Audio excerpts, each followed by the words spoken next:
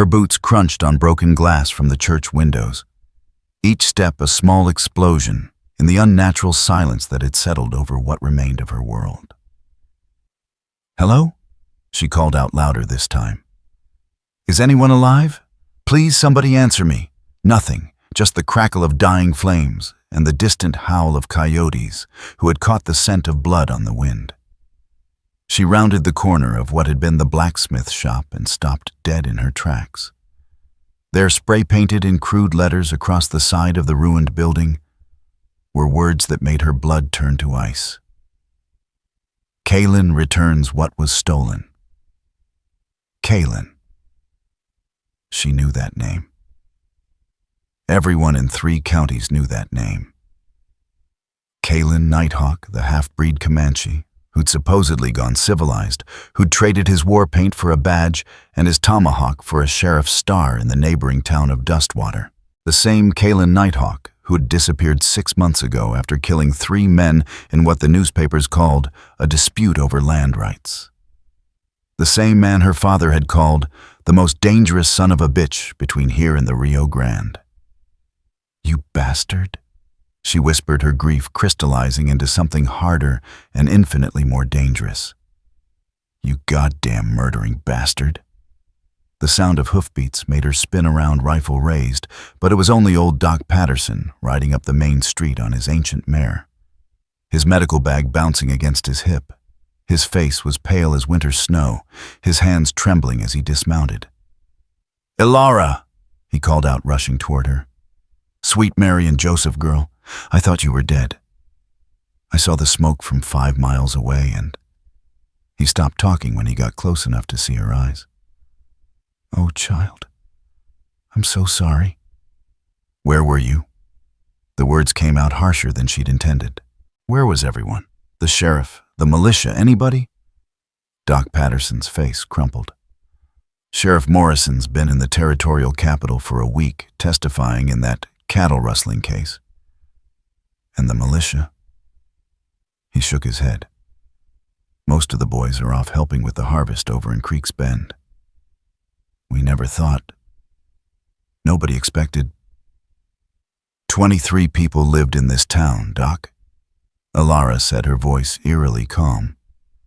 23 people got up this morning and had breakfast and made plans for tomorrow. How many are left? The old doctor couldn't meet her eyes. I've found 4 survivors so far. All of them were in the root cellar behind the Miller place when it started. Mrs. Henderson, her 2 granddaughters, and young Billy Tucker. 4. The number hit her like a physical blow. 4 out of 23. Elara, we need to get you out of here. The territorial marshal will want to... No. She turned away from him, her eyes scanning the destruction. I'm not going anywhere. Child, you can't stay here. There's nothing left to... There's him. The words came out low and deadly. There's Kaelen Nighthawk. And I'm going to find that son of a bitch and put a bullet between his eyes. Doc Patterson grabbed her arm. Elara, listen to me. You don't understand what you're talking about. Kaelen Nighthawk isn't just some outlaw you can hunt down. He's something else entirely. Something dangerous. She shrugged off his grip. Good. So am I. As if summoned by their conversation, the sound of more hoofbeats echoed through the ruined town. But these weren't the measured steps of a doctor's horse. These were the hard, fast gallops of horses being ridden by men in a hurry. Men with purpose. Riders coming in, Doc Patterson called out unnecessarily. Elara counted them as they rounded the bend. 6 men all armed, all wearing the silver badges that marked them as territorial marshals. Leading them was a man she recognized from newspaper sketches. Marshal Jake Harrison, a legend in these parts, for his ability to track down the worst kind of criminals. Harrison rode straight up to them, his steel-gray eyes taking in the destruction with the practiced assessment of a man who'd seen too much violence in his 40-odd years. When he spoke, his voice carried the weight of absolute authority. "I'm Marshal Harrison. Are you the survivors?" "I am," Doc Patterson answered. "And this is Elara Collins. She lost—" "I lost everything," Elara interrupted. "And I know who did it." Harrison's attention focused on her like the beam of a lighthouse. "Is that so, miss?" She pointed to the graffiti on the blacksmith shop wall. "Kaelen Nighthawk." He left his calling card. The marshal studied the crude lettering, then turned back to her. "Kaelen Nighthawk has been dead for 3 months, miss. Shot down in a gunfight outside Amarillo." The words hit her like a slap. "That's impossible. This is his work, his signature. Everyone knows." "Everyone knows stories," Harrison said firmly. "But I deal in facts. And the fact is that Kaelen Nighthawk's body was identified by 3 separate witnesses, including a Texas Ranger. He's buried in an unmarked grave outside Amarillo." "Then who?" "That's what I intend to find out." Harrison dismounted and began walking through the ruins, his trained eyes cataloging details that Elara had missed. This wasn't random, and it wasn't just a raid. This was planned, organized. Somebody wanted to send a message. One of his deputies called out from near the church. "Marshal, you need to see this." They hurried over to find the deputy standing next to a pile of what had once been the church's wooden pews. But what caught everyone's attention wasn't the burned furniture, it was what had been carved into the stone foundation beneath it. "A message in Comanche," Harrison muttered, running his fingers over the fresh carvings. Roughly translated, it says, "The sins of the fathers shall be visited upon the children." "What does that mean?" Elara demanded. Harrison straightened up his face grim. "It means somebody has a very old score to settle. And they used your town to settle it." "But why here? Why Clearwater Bend? We never did anything to anybody." "Maybe you didn't," Harrison said. "But somebody connected to this place did. Something bad enough that someone was willing to burn down an entire town for revenge." The sound of wagon wheels made them all turn. A supply wagon was approaching from the east, driven by a man Elara recognized as Pete Williams, who ran the general store in the next town over. His face went white when he saw the destruction. "Jesus Christ Almighty," Pete breathed, pulling his wagon to a stop. "What happened here?" "Comanche raid," Harrison answered. "At least that's what we're supposed to think." Pete climbed down from his wagon, his legs visibly shaking. "Comanche. But I thought, everyone said the troubles were over. That the treaties—" "The treaties are still in effect," Harrison said. "Which is why this doesn't make sense. The local Comanche chiefs have been working hard to keep the peace. They wouldn't risk everything for a raid on a single town." "Not unless—" "Unless what?" Elara pressed. "Unless someone made it worth their while. Or unless someone wanted us to think it was them." Pete Williams had been walking through the ruins while they talked, and now he stopped next to the burned remains of the schoolhouse. "Marshal," he called out, his voice strange. "I think I know why they hit this place." They gathered around him as he pointed to a spot near the schoolhouse steps. Half buried in the ash and debris was a metal strongbox, its lock blown apart by what looked like a small explosive charge. "That's the town's savings," Doc Patterson said quietly. "Money we'd been collecting to build a new well. About $2,000. Harrison knelt down and examined the box. "Empty? But look at this." He pointed to scorch marks around the lock. This wasn't blown open with black powder or dynamite. This was done with something more sophisticated. Something that required knowledge of explosives. "Comanche don't use explosives like that," Pete said. "No." Harrison agreed. "They don't." Elara felt a cold certainty settling in her stomach. So this was never about revenge or old grudges or any of that. This was a robbery. They burned down my entire town and killed 19 people for $2,000. It's looking that way, Harrison said grimly. Then who? She was interrupted by the thunderous crack of a rifle shot from somewhere in the hills above the town. The bullet kicked up dirt between Harrison's boots, and suddenly everyone was diving for cover. "Sniper!" one of the deputies yelled. More shots rang out, but these weren't coming from the hills. They were coming from the burned buildings around them. Elara realized with mounting horror that they'd walked into a trap. The raiders hadn't left. They'd been waiting. "How many?" Harrison shouted over the gunfire. "At least 6, maybe more," his deputy called back. "They've got us surrounded." Elara pressed herself against the overturned wagon Pete had abandoned and tried to count muzzle flashes. 7, 8, 9.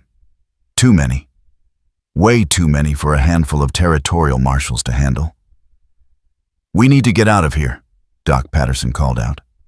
But as they looked around for an escape route, more gunmen appeared blocking every possible exit.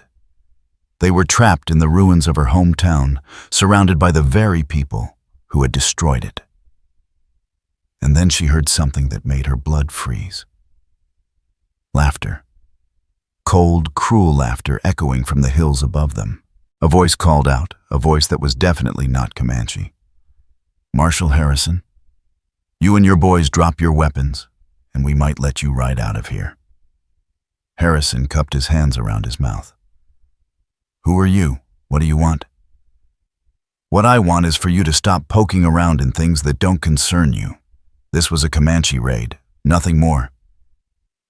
"Funny, Harrison called back. "The Comanche I know don't usually stick around to chat after a raid." The response was another volley of gunfire that forced them all to hug the ground. "Last warning, Marshal, drop your guns and ride out, or we'll bury you in the same graves as the rest of these settlers." Elara found herself calculating angles and distances. She'd grown up hunting in these hills with her father and Tommy. She knew every rock, every tree, every hiding place. If she could work her way around to the old mining trail that ran behind the church. "What are you thinking, girl?" Doc Patterson whispered, having noticed the look on her face. "I'm thinking these bastards made one mistake," she whispered back. "What's that?" "They left me alive." Before anyone could stop her, Elara was moving, staying low, and using the burned buildings for cover. She heard Harrison curse behind her, but she didn't stop. She had one advantage these killers didn't know about. She knew exactly where she was going.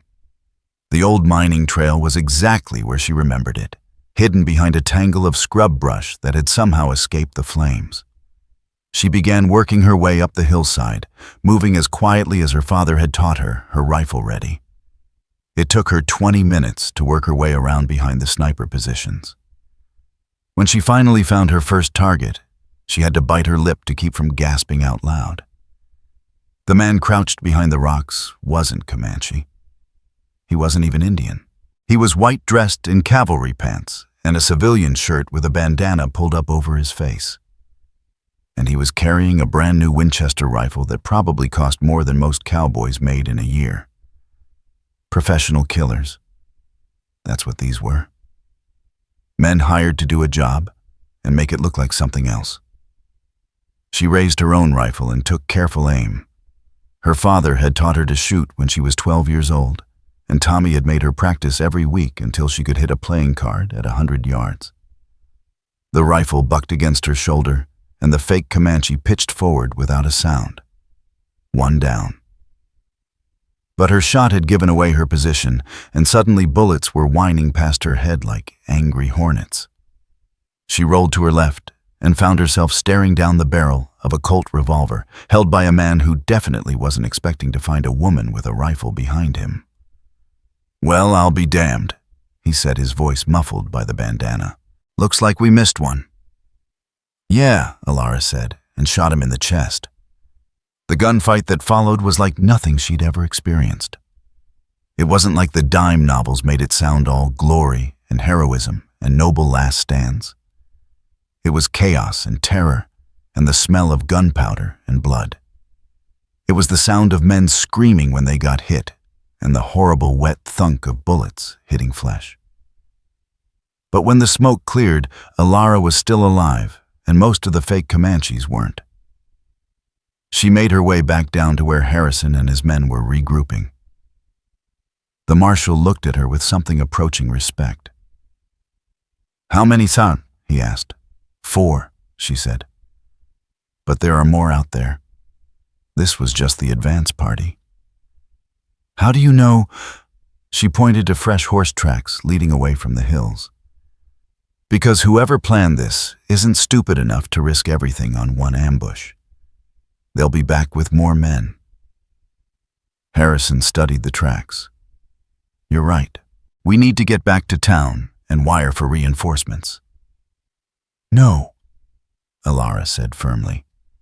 "We need to find out who's behind this. And I think I know where to start." She led them to the bodies of the men she'd killed and began searching through their pockets. What she found made her blood boil. "Look at this," she said, holding up a piece of paper. "It's a bank draft from Dustwater First National. Payment for services rendered." Harrison examined the paper. Signed by... I can't make out the name. The ink smudged. "It doesn't matter," Elara said. "What matters is that it came from Dustwater, the same town where Kaelen Nighthawk used to be sheriff." "Coincidence?" Doc Patterson suggested. "No such thing," Harrison said grimly. "Not in my line of work."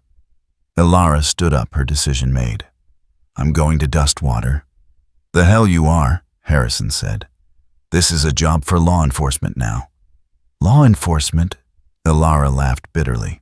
"Where was law enforcement when my town was burning? Where was law enforcement when my brother was dying? You said yourself that Kaelen Nighthawk is dead, but somebody's using his name to cover up mass murder. I'm going to find out who." "And then what?" She looked around at the ruins of everything she'd ever loved. At the place where Tommy had taken his first steps. At the schoolhouse where she'd learned to read. At the church where her parents had been married. "And then I'm going to kill them." Harrison started to object, but something in her eyes stopped him. Maybe it was the cold certainty of her purpose. Maybe it was the recognition that she'd already proven herself capable of things he wouldn't have thought possible an hour ago. "If you're determined to do this," he said finally, "at least let me give you some advice." "I'm listening." "Dustwater is a hard town full of hard people. You go in there asking questions about Kaelen Nighthawk, you're going to attract the wrong kind of attention. You need a cover story. Such as..." Harrison thought for a moment. "You're a school teacher from back east looking for work. It's believable enough, and it'll give you a reason to ask questions about the town's history. And if someone recognizes me, pray they don't." Doc Patterson stepped forward. "Elara, please. Think about what you're doing. You're just a girl." "I stopped being just a girl about 4 hours ago," she said quietly. "The moment they killed Tommy, they turned me into something else. Something they're going to regret creating." She began walking toward Pete Williams' abandoned wagon. "I'm taking this wagon and heading to Dustwater. Anyone who wants to stop me better be ready to shoot me because I'm not backing down." Nobody tried to stop her. As she climbed onto the wagon seat and took up the reins, Harrison called out one last piece of advice. "Elara, whatever you find in Dustwater, whatever you learn about who did this, remember that vengeance and justice aren't the same thing. Don't lose yourself in the hunt." She looked back at him, and for a moment her expression softened slightly. "Justice, Marshal, justice is what we had before they burned down my town and killed my family. What I'm after now is something much simpler." "And what's that?" "Balance," she said. "They took everything from me. I'm going to take everything from them. The wagon wheels began to turn, carrying her away from the ashes of her old life toward an uncertain future in a town where danger waited around every corner. Behind her, the ruins of Clearwater Bend slowly disappeared into the gathering dusk. But the fire in her heart burned brighter than any flame that had consumed her village. Somewhere out there was the truth about who had destroyed her world. And somewhere out there were the people responsible for Tommy's death. Elara Collins had been a schoolteacher's daughter that morning. By sunset, she had become something far more dangerous. She had become a woman with nothing left to lose. The wagon wheels carved deep ruts in the dusty road as Elara guided the stolen supply wagon through the rolling hills toward Dustwater. 3 days had passed since she'd left the smoking ruins of Clearwater Bend behind, and each mile brought her closer to answers she wasn't sure she wanted to hear. The late afternoon sun cast long shadows across the landscape, and somewhere in the distance, she could hear the lonely whistle of a train carrying passengers to destinations where their biggest worry might be whether dinner would be served on time. She envied those passengers their ignorance. The wagon hit a particularly deep rut, jolting her from her brooding thoughts. In the back of the wagon, supplies rattled and shifted canned goods, ammunition, and medical supplies she'd liberated from Pete Williams' abandoned cargo. She'd left money for everything, of course. Her father had raised her to be honest, even when honesty was inconvenient. Even when the world had stopped being honest with her. As the sun began its descent toward the horizon, the outline of Dustwater appeared in the distance. From this far away, it looked almost picturesque. A collection of wooden buildings clustered around what appeared to be a main street with the silvery ribbon of a river running alongside it. Smoke rose from chimneys, and she could see the warm glow of lamplight beginning to appear in windows as people prepared for evening. It looked like the kind of place where families gathered for Sunday dinners and children played in the streets until their mothers called them home. It looked peaceful. It looked like a lie. Elara pulled the wagon to a stop on a small rise overlooking the town and studied the layout with the careful attention her father had taught her when they'd gone hunting together. Always know your terrain, he'd said. Always have an escape route planned. Always assume the deer you're tracking might be tracking you back. Dustwater was larger than Clearwater Bend had been, maybe 60 or 70 buildings sprawled along both sides of the main thoroughfare. She could see a church steeple rising above the other buildings, a schoolhouse on the eastern edge of town, and what looked like a substantial saloon with horses tied up outside. Normal things. Ordinary things. But her attention was drawn to the building at the far end of the main street, a 2-story structure that was clearly the sheriff's office and jail. Even from this distance, she could see the iron bars on the second-floor windows and the heavy wooden door that looked like it had been built to keep very dangerous people inside. Or very dangerous people out. The sound of approaching hoofbeats made her tense and reach for the rifle beside her on the wagon seat. But the rider who appeared around the bend in the road was clearly no threat. An elderly man on an equally elderly horse, both of them moving at a pace that suggested they had nowhere urgent to be. "Evening, miss," the man called out as he drew near. "You heading into Dustwater?" "I am," Elara replied, forcing a smile onto her face. "I'm hoping to find work there." The old man reined in his horse and studied her with curious eyes. He had the weathered face of someone who'd spent his life outdoors, and his clothes marked him as a rancher or farmer. Most importantly, his expression was kind rather than suspicious. "Work, you say? What kind of work might a young lady like yourself be looking for?" "Teaching," Elara said, sticking to the cover story Marshall Harrison had suggested. "I heard there might be an opening at the school." The man's expression grew sympathetic. "Afraid you heard wrong, miss. We lost our school teacher about 3 months back, and the town council hasn't seen fit to replace her yet. Most folks are sending their children to the school over in Cedar Ridge now." 3 months. the same time frame Harrison had mentioned for Kaelen Nighthawk's death. Elara filed that information away for later consideration. "Oh," she said, allowing disappointment to creep into her voice. "I was hoping... Well, I've come a long way." "Where are you from, if you don't mind my asking?" "Illinois," Elara said, choosing a state far enough away that her story would be difficult to verify. "Chicago." The old man whistled low. "That's a fair piece to travel for a job that might not exist. What brought you all the way out here?" Elara had prepared for this question during the long wagon ride. "I lost my family in a fire," she said, which was true enough. "I needed to get away from the memories, start fresh somewhere new." "I'm sorry for your loss, miss. That's a hard thing to bear." The man's sympathy seemed genuine, which made Elara feel guilty for manipulating him. "My name's Henry Whitmore. I've got a small ranch about 5 miles south of town." "Elara Collins," she replied, then immediately regretted using her real name. But it was too late to take it back now. "Well, Miss Collins, even if there's no teaching position available, Dustwater's not a bad place to start over. Most folks are decent enough, and there's always work to be found, if you're not particular about what kind." "What kind of work?" "The hotel could probably use help in the kitchen, Mrs. Patterson. No relation to your Doc. Patterson, I imagine she runs the boarding house, and is always complaining about needing another pair of hands. And there's always the saloon, though. I don't suppose a refined lady like yourself would consider that kind of employment." "I'm not as refined as I might look," Elara said. "I'll consider any honest work." Henry Whitmore chuckled. "In that case, you'll do just fine in Dustwater.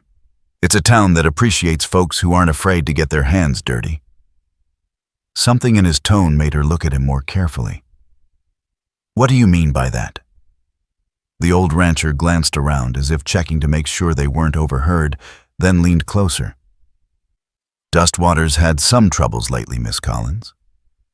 Nothing you need to worry yourself about, but... Well, let's just say it might be wise to keep your ears open and your opinions to yourself, at least until you get the lay of the land." "What kind of troubles?" "The kind that gets people killed if they ask too many questions about them," Henry said quietly. "I like you, Miss Collins, so I'm going to give you some free advice. Whatever you might hear about our former sheriff, Kaelen Nighthawk, just nod and agree and don't dig any deeper. Some stories are better left buried." Elara's pulse quickened, but she kept her expression neutral. "I'll keep that in mind. Though I have to admit the name sounds familiar. Wasn't he involved in some kind of incident a while back?" Henry's face darkened. "Incident. That's one way to put it." He paused, clearly struggling with how much to say. 3 men died in what the newspapers called a gunfight.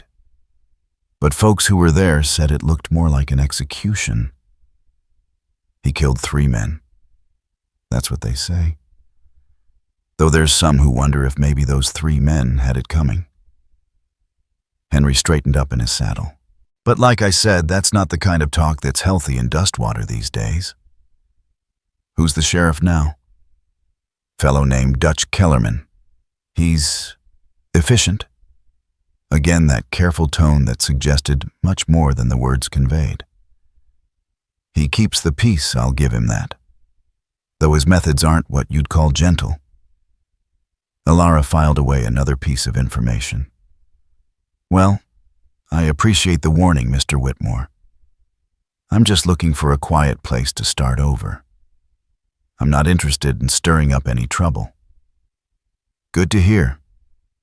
And Miss Collins, when you get to town, you might want to mention that you talked to me out here. Folks will be more inclined to trust you if they know Henry Whitmore vouched for you." "Thank you. That's very kind." Henry tipped his hat. "Welcome to Dustwater, Miss Collins. I hope you find what you're looking for." As the old rancher rode away, Elara wondered if she would indeed find what she was looking for. and whether she'd survive the finding. The sun was setting by the time she guided the wagon down the main street of Dustwater. Even in the fading light, she could see that this was a prosperous town. The buildings were well maintained, the streets were clean, and there were more horses tied up outside the businesses than she'd expected for a community this size. People stopped to stare as she passed, which was natural enough. A lone woman driving a supply wagon would attract attention in any frontier town.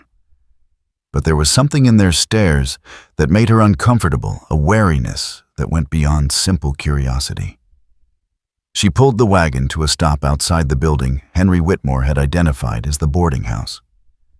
It was a 2-story structure with a painted sign that read, "Patterson's Rooms, Clean Beds, Hot Meals, Fair Prices." Lamplight glowed warmly in the windows, and she could smell something delicious cooking inside. As she climbed down from the wagon, a woman emerged from the boarding house. She was perhaps 50 years old, with graying hair pulled back in a practical bun and an apron that had seen recent use. Her face was pleasant enough, but her eyes held the same wariness Elara had noticed in the other townspeople. "Help you, miss?" the woman asked. "I hope so. I'm looking for a room, and I was told you might have one available. I'm Elara Collins." The woman's expression softened slightly. "I'm Martha Patterson. I do have rooms available, though I'll need to know how long you're planning to stay." "I'm not sure yet. I came here looking for work, but I'm not certain what I'll find." "What kind of work?" "Teaching originally.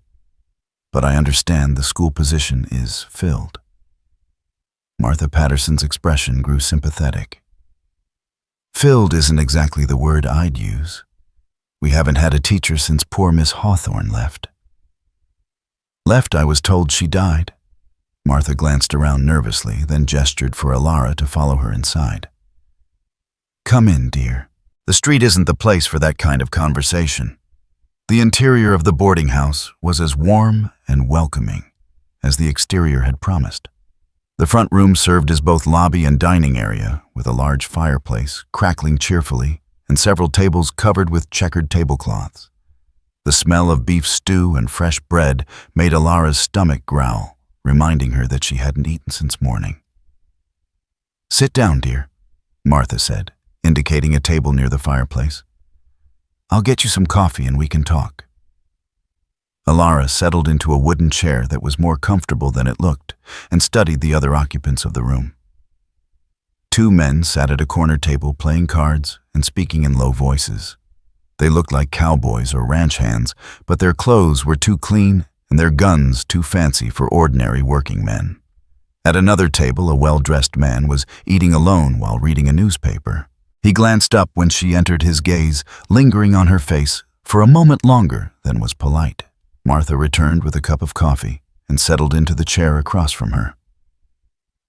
"Now then, about Miss Hawthorne. She didn't exactly die, and she didn't exactly leave voluntarily, if you understand my meaning." "I'm afraid I don't." Martha leaned closer and lowered her voice. "She started asking questions about things that happened before she came to town. Things involving our former sheriff, Kaelen Nighthawk. You know the name. I've heard of him. Someone mentioned he was involved in some kind of incident." "Incident?" Martha shook her head. "That's what they're calling it now.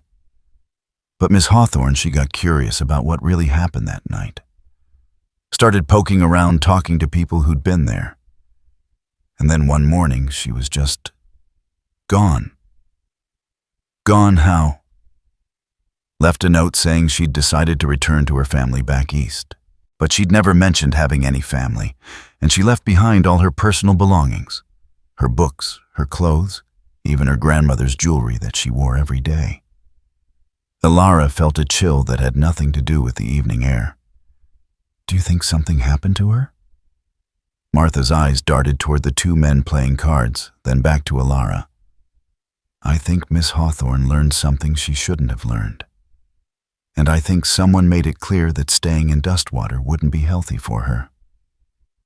Or maybe they made sure she couldn't leave at all," Elara said quietly. That's not the kind of thing a person ought to say out loud in this town, Martha warned. Not if she values her health. The door to the boarding house opened, letting in a gust of cool evening air, along with a man who immediately commanded the attention of everyone in the room. He was tall and broad-shouldered, with the kind of presence that suggested he was accustomed to being obeyed without question. A silver star was pinned to his vest, and the Colt revolver on his hip looked like it had seen recent use. "Evening, Martha," he said, his voice carrying a slight accent that Elara couldn't quite place. "I heard we had a visitor in town." Martha's demeanor changed instantly, becoming overly bright and cheerful in the way people did when they were afraid. "Sheriff Kellerman." "Yes, this is Miss Collins. She just arrived from back east looking for work." Dutch Kellerman turned his attention to Elara, and she had to resist the urge to reach for the gun hidden beneath her jacket. There was something predatory in his gaze, like a wolf sizing up potential prey.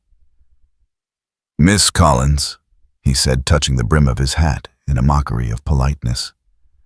"Welcome to Dustwater. I hope you'll find our little town to your liking." "Thank you, Sheriff.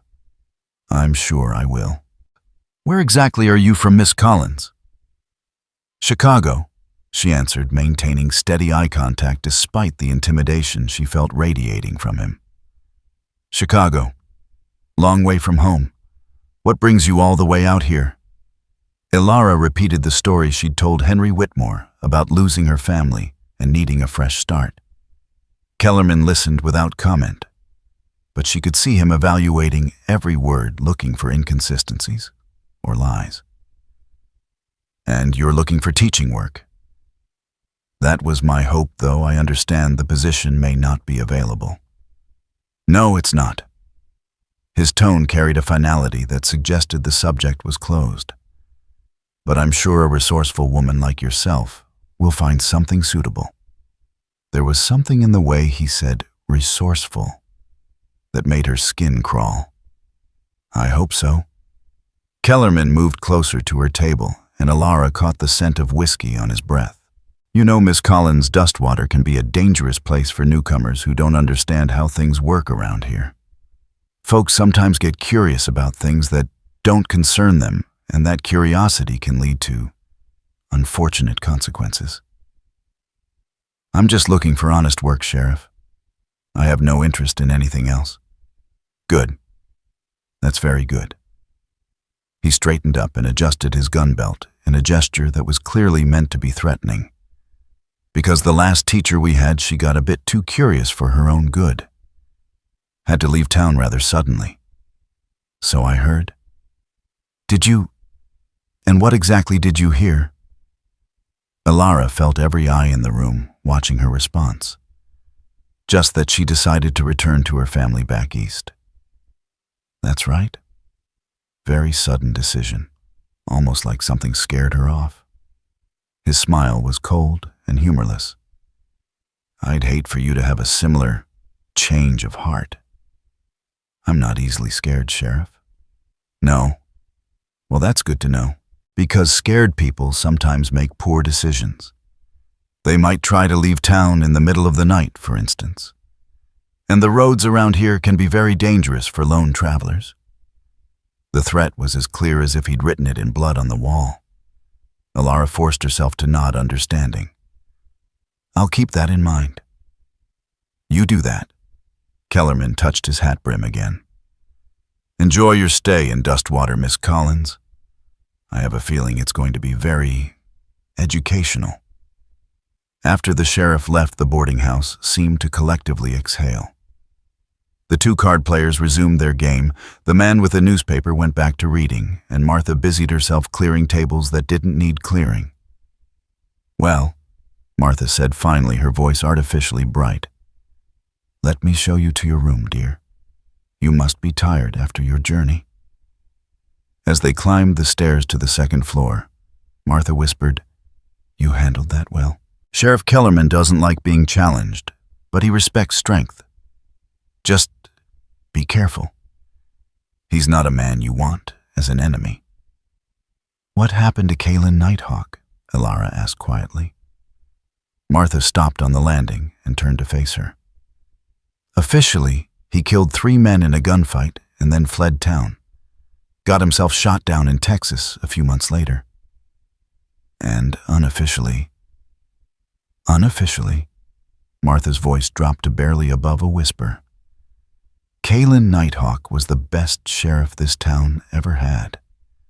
He was honest, fair, and he couldn't be bought. And that made him very dangerous to certain people. What people? The kind of people who benefit from having a sheriff who can be bought.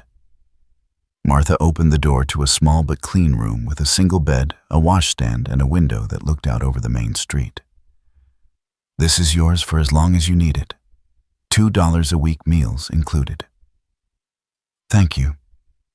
Elara set her traveling bag on the bed and turned back to Martha. Can I ask you something? Depends on the question. The 3 men Kaelen killed. Who were they? Martha was quiet for so long that Elara thought she wasn't going to answer. Finally, she spoke, her voice barely audible. One of them was Sheriff Kellerman's brother. The implications of that statement hit Elara like a physical blow. His brother, Tom Kellerman. He and 2 other men tried to rob the bank. Kaelen stopped them, but Tom and his friends chose to fight rather than surrender. It should have been the end of it, a sheriff doing his job protecting the town's money. But Dutch Kellerman saw it differently. He wanted revenge. He wanted justice, he said.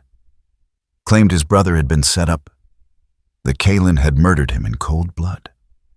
Started asking questions, making accusations. And then Kaelen disappeared one night, and Dutch Kellerman showed up a week later, wearing a sheriff's badge. Elara felt the pieces of the puzzle beginning to fall into place. And now anyone who asks questions about what really happened finds themselves with an urgent need to leave town, Martha finished. Or they don't leave at all. After Martha left, Elara sat on the edge of the bed and tried to process what she'd learned. The picture that was emerging was uglier than she'd imagined. Kaelen Nighthawk hadn't been the villain she'd thought he was. He'd been a lawman doing his job protecting the people he'd sworn to serve. And Dutch Kellerman had used his brother's death as an excuse to seize power and silence anyone who might challenge his version of events. But that still didn't explain who had attacked Clearwater Bend, or why they'd used Kaelen's name to cover their tracks. A soft knock at her door interrupted her thoughts. She opened it to find a young woman, perhaps 20 years old, with auburn hair and green eyes that darted nervously up and down the hallway. Miss Collins, I'm Sarah Whitmore, Henry's daughter. He told me you were asking about work. Please come in. Elara stepped aside to let her enter. Sarah closed the door behind her and leaned against it as if she were afraid someone might try to force their way in. I can't stay long. If Sheriff Kellerman finds out I'm here. What is it you wanted to tell me? You asked my father about Kaelen Nighthawk. And you asked Mrs. Patterson about Miss Hawthorne. People are starting to talk. What kind of talk? The kind that gets people killed. Sarah moved to the window and peered out at the street below. Miss Collins, whatever you think you're going to find here, it's not worth your life. What if I told you that 23 people in my town are dead because of whatever's happening here? Sarah spun around, her eyes wide. What do you mean? Elara made a decision that could either get her killed or give her the ally she desperately needed. My name is Elara Collins, and 3 days ago raiders burned down my town and killed almost everyone I cared about. They left behind Kaelen Nighthawk's name as their calling card. That's impossible.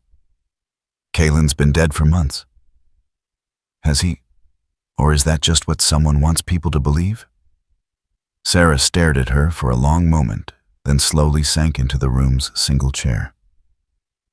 You think he's alive? I think someone used his name to cover up a massacre. And I think the answers to who and why are right here in Dustwater. If you're right. Sarah's voice trailed off. If I'm right, then a lot of innocent people have died to protect someone's secret. And that someone is probably still here, still in power, still killing anyone who gets too close to the truth. Sarah was quiet for several minutes, clearly wrestling with some internal decision. Finally, she looked up at Elara with eyes that held a mixture of fear and determination.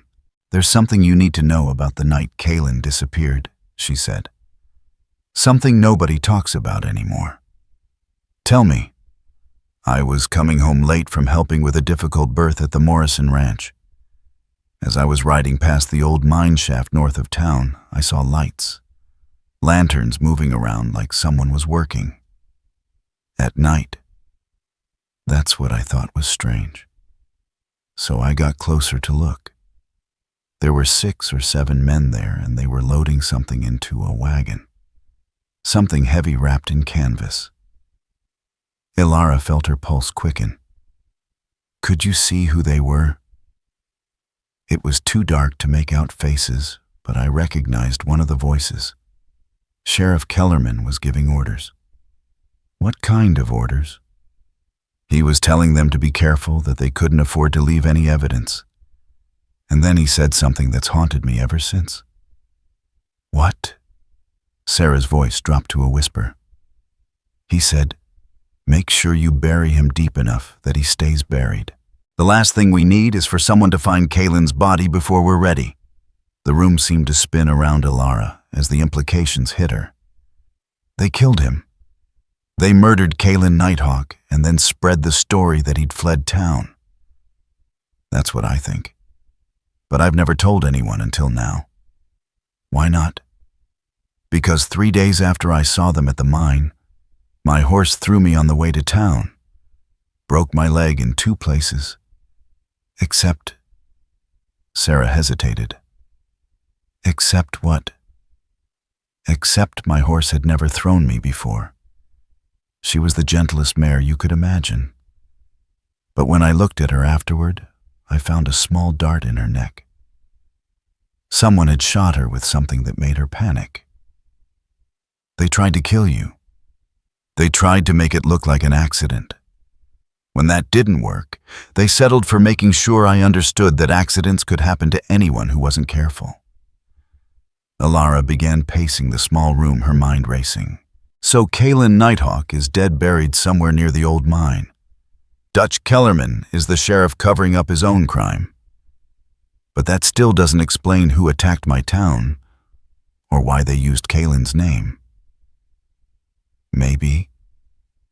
Sarah hesitated again. "Maybe what? Maybe they didn't just kill Kaelen for revenge. Maybe there was something else. Something worth killing for. Like what? Think about it. Kaelen was honest, couldn't be bought. What if he discovered something that certain people needed to keep hidden? Something worth murdering a sheriff to protect?" Before Elara could respond, the sound of heavy footsteps in the hallway made them both freeze. The footsteps stopped outside Elara's door, and they could hear someone testing the doorknob. Sarah's face went white with terror. "It's Kellerman," she whispered. "He knows I'm here." The doorknob rattled again, more insistently this time. Then came the sheriff's voice, deceptively calm and reasonable. "Miss Collins, I know you're in there, and I know you're not alone. Why don't you open the door so we can have a friendly chat?" Elara looked around the room desperately. The window was their only escape route, but it was a 15-foot drop to the alley below. Sarah seemed to read her thoughts. "I can make it," she whispered. "I grew up climbing these buildings." "Miss Collins," Kellerman's voice came again with an edge of impatience now. "I'm going to count to 3. If you don't open this door, I'm going to assume you need help and break it down." Elara helped Sarah climb out the window, watching as the young woman lowered herself down the outside wall with the practiced ease of someone who'd done it many times before. Just as Sarah's feet touched the ground, Kellerman began counting. 1. Elara quickly messed up the bedsheets and splashed water on her face to make it look like she'd been sleeping. 2. She moved to the door and called out, "Just a moment, Sheriff. I was getting dressed." 3. She opened the door to find Kellerman standing in the hallway with 2 deputies flanking him. All 3 men were armed and their hands rested casually on their gun butts. "Sheriff," she said, trying to sound sleepy and confused. "Is something wrong?" Kellerman pushed past her into the room, his eyes scanning every corner. "Someone reported seeing a woman climbing into your window. Care to explain that?" "I'm afraid I don't know what you mean. I've been sleeping." One of the deputies moved to the window and looked out. "Nobody down there now, Sheriff." "Search the room," Kellerman ordered. They went through her belongings with the thoroughness of men who'd done this kind of thing before. They found nothing incriminating. Elara had been careful to leave anything connecting her to Clearwater Bend hidden in the wagon. "Satisfied?" she asked when they finished. Kellerman stepped close to her, close enough that she could smell the whiskey on his breath and see the cold calculation in his eyes. "Miss Collins, I'm going to give you one piece of free advice. In a town like Dustwater, it's important to choose your friends carefully. Some people have a tendency to disappear when they associate with the wrong crowd." "I appreciate the advice, Sheriff. Do you? Because I get the feeling you're not taking our conversation seriously enough." His hand moved to rest on his gun butt. "Let me be more direct. Stay away from the Whitmore girl. Stay away from questions about our former sheriff. And stay away from subjects that don't concern you." "Or what?" The question slipped out before she could stop herself. Kellerman's eyes narrowed, and for a moment she thought he might draw his gun right there in the boarding house room. "Or you might find that Dustwater isn't as safe as it appears," he said finally. "Accidents happen, Miss Collins. People fall downstairs, or their horses throw them, or they take wrong turns on dark roads and are never seen again. It would be a shame if something like that happened to such a pretty young woman." After the sheriff and his men left, Elara sat on her bed and tried to control the shaking in her hands. She'd pushed too hard too fast. Kellerman was suspicious of her now, which meant she'd have to be even more careful. But she'd also learned something crucial. Kaelen Nighthawk was indeed dead murdered by the very man who'd replaced him. And if Sarah was right, there was something else involved, something worth killing to protect. The question was what, and how was it connected to the massacre at Clearwater Bend? As she lay in bed that night, listening to the sounds of the town settling into sleep, Elara knew that tomorrow would bring new dangers. She was walking a tightrope over an abyss, and one wrong step would send her plummeting to her death. But she also knew that somewhere in this town of secrets and lies, the truth was waiting to be uncovered. The truth about who had killed Kaelen Nighthawk. The truth about who had destroyed her town. And the truth about why they'd been willing to murder so many innocent people to keep their secrets buried. Tomorrow she would begin digging for those answers. She only hoped she would live long enough to find them. Dawn broke gray and cold over Dustwater, painting the main street in shades of uncertainty that matched Elara's mood as she made her way downstairs to the boarding house dining room. She'd barely slept, her mind churning through everything Sarah had told her the night before. The image of men loading something heavy and canvas wrapped into a wagon haunted her dreams, along with the sound of Sheriff Kellerman's voice ordering them to bury it deep. Martha Patterson was already bustling around the kitchen, the smell of bacon and coffee filling the air with a normalcy that felt almost obscene given what Elara now knew about this town. The older woman looked up as Elara entered, her eyes quickly scanning the room to make sure they were alone. "Sleep well, dear?" Martha asked, but her tone suggested she already knew the answer. "Well enough?" Elara lied, settling at the same table she'd occupied the night before. "Thank you for the room. It's very comfortable." Martha poured her a cup of coffee and set down a plate of eggs and bacon without being asked. "You'll need your strength today," she said quietly. Word is you made quite an impression on Sheriff Kellerman last night. I hope I didn't cause any trouble. Trouble's already here, Miss Collins. Has been for months. The question is whether you're going to add to it or help solve it. Before Elara could respond, the boarding house door opened to admit a man she hadn't seen before. He was perhaps 40 years old, with the kind of lean build that came from hard physical work and the weathered hands of someone who spent his days outdoors. What caught her attention, though, was the way Martha's entire demeanor changed when she saw him, her face lighting up with a combination of relief and something that might have been hope. "Marcus," Martha said, hurrying over to him. "I wasn't expecting you this early." "Had to come to town for supplies," the man replied, his voice carrying a slight accent that suggested he might have been born south of the border. "Thought I'd stop by for some of your famous coffee." His eyes found Elara across the room, and she saw him take in every detail of her appearance with the quick assessment of someone accustomed to evaluating potential threats. When Martha whispered something in his ear, his expression grew thoughtful. "Miss Collins," Martha called, "I'd like you to meet Marcus Rivera. He has a spread about 10 miles east of town." Marcus approached her table, moving with a fluid grace that reminded her somehow of a cat. When he extended his hand, she noticed calluses that spoke of honest work, but also a slight bulge under his jacket that suggested he went armed even on routine trips to town. "Pleasure to meet you, Miss Collins," he said. "Martha tells me you're new to our little community." "I arrived yesterday," Elara replied, shaking his hand. "I'm looking for work." "What kind of work?" "Teaching originally. But I'm beginning to think I might need to consider other options." Marcus pulled out a chair and sat down without invitation, which would have been rude in most circumstances, but somehow didn't feel that way coming from him. "Teaching's an admirable profession. We could use more education in this part of the territory. Unfortunately, there doesn't seem to be a position available." "No," Marcus said, his voice carrying an undertone she couldn't quite identify. "There isn't. Not since Miss Hawthorne decided to relocate." The way he said relocate made it clear he didn't believe the official story any more than Martha did. Elara decided to take a calculated risk. "I heard she left rather suddenly."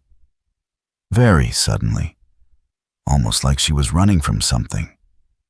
Marcus's dark eyes studied her face carefully. "Or someone." Martha had been listening to their conversation while pretending to clean tables, and now she moved closer, her voice dropping to barely above a whisper. "Marcus, Miss Collins was asking questions about Kaelen Nighthawk yesterday." If Elara had expected shock or alarm, she was disappointed. Marcus simply nodded as if this was exactly what he'd been expecting to hear. "Were you now?" he said. "And what exactly did you want to know about our former sheriff?" "I heard he was involved in some kind of incident before he left town." "Left town?" Marcus smiled, but there was no humor in it. "That's certainly one way to describe what happened to Kaelen. What would be another way?"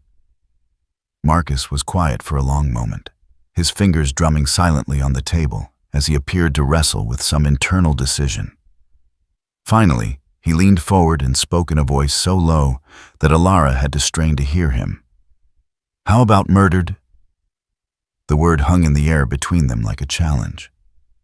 Elara felt her pulse quicken, but she kept her expression neutral. "That's a serious accusation." "It's a serious crime." "But then murder usually is." "Do you have proof?" "I have eyes," Marcus said. "And I was one of the few people in this town who considered Kaelen Nighthawk a friend." Martha had moved closer still, her nervousness palpable. "Marcus, maybe this isn't the place." "Maybe it's exactly the place," he interrupted. "Miss Collins, why don't you tell me the real reason you're asking questions about Kaelen?" "Because I don't think you came all the way from Illinois just to take a teaching job that doesn't exist." Elara found herself at another crossroads. She could maintain her cover story and hope to learn more gradually. Or she could trust these people with at least part of the truth. Looking into Marcus Rivera's steady, dark eyes, she made her choice.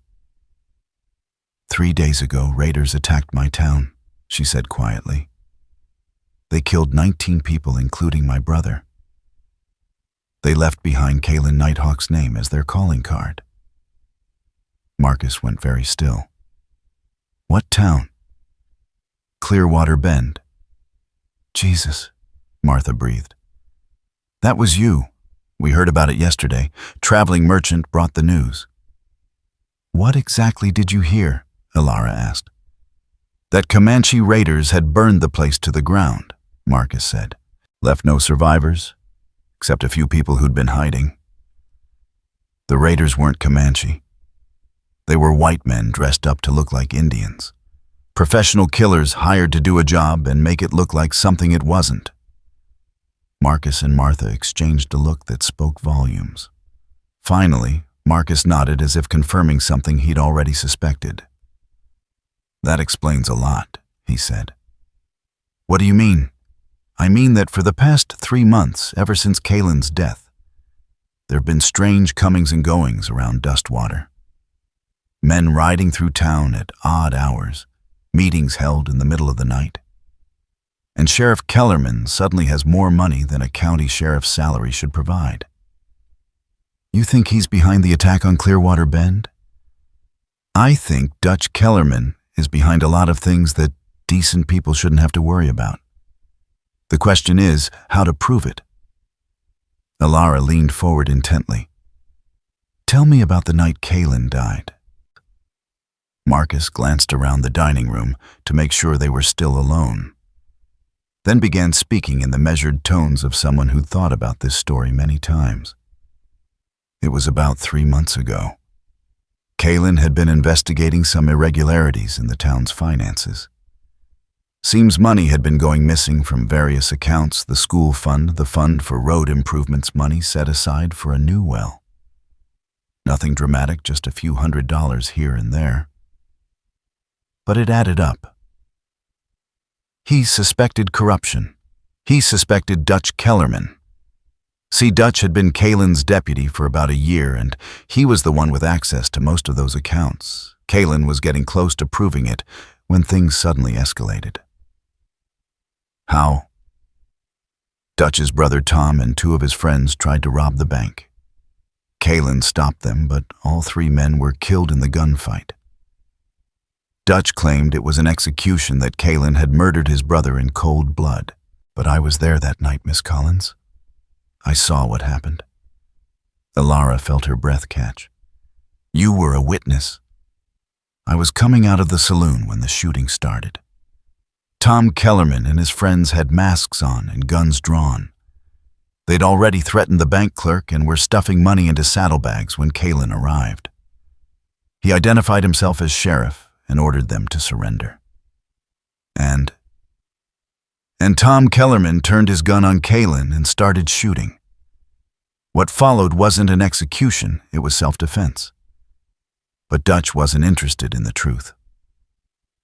Martha had been listening with growing agitation, wringing her hands in her apron. Tell her about what happened next, she urged. Marcus's expression darkened. 3 days after the gunfight, Kaelen disappeared. Just vanished without a trace. His horse was found wandering loose outside town, but there was no sign of him. Dutch claimed he'd fled rather than face justice for murdering his brother. But you don't believe that. Kaelen Nighthawk was the most honest man I've ever known. He wouldn't have run from anything, especially not when he knew he was in the right. Besides, Marcus hesitated. Besides what? Besides the night before he disappeared, Kaelen came to see me. He was scared, Miss Collins. Said he'd discovered something bigger than just missing money. Something that went all the way to the territorial government. Elara felt pieces of the puzzle beginning to click into place. What kind of something? He wouldn't give me details. Said it was too dangerous for me to know. until he had solid proof, but he did say that if anything happened to him, I should look for evidence hidden in the old mine shaft north of town. Did you? Marcus's laugh was bitter. I tried. But within a week of Kaelen's disappearance, Dutch had posted guards around that mine. Said there'd been reports of claim jumpers, and he wanted to protect any valuable ore that might be found. Convenient, Elara murmured. Very. Especially since that mine's been played out for 10 years. There's nothing in there worth protecting except whatever Kaelen might have hidden. The sound of horses approaching made them all freeze.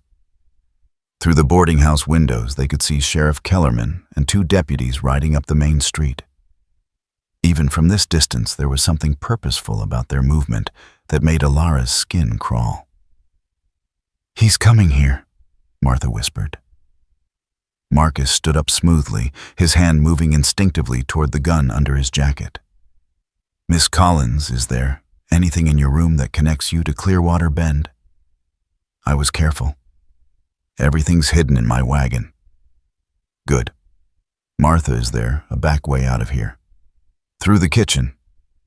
But Marcus, if they see you leaving, let me worry about that.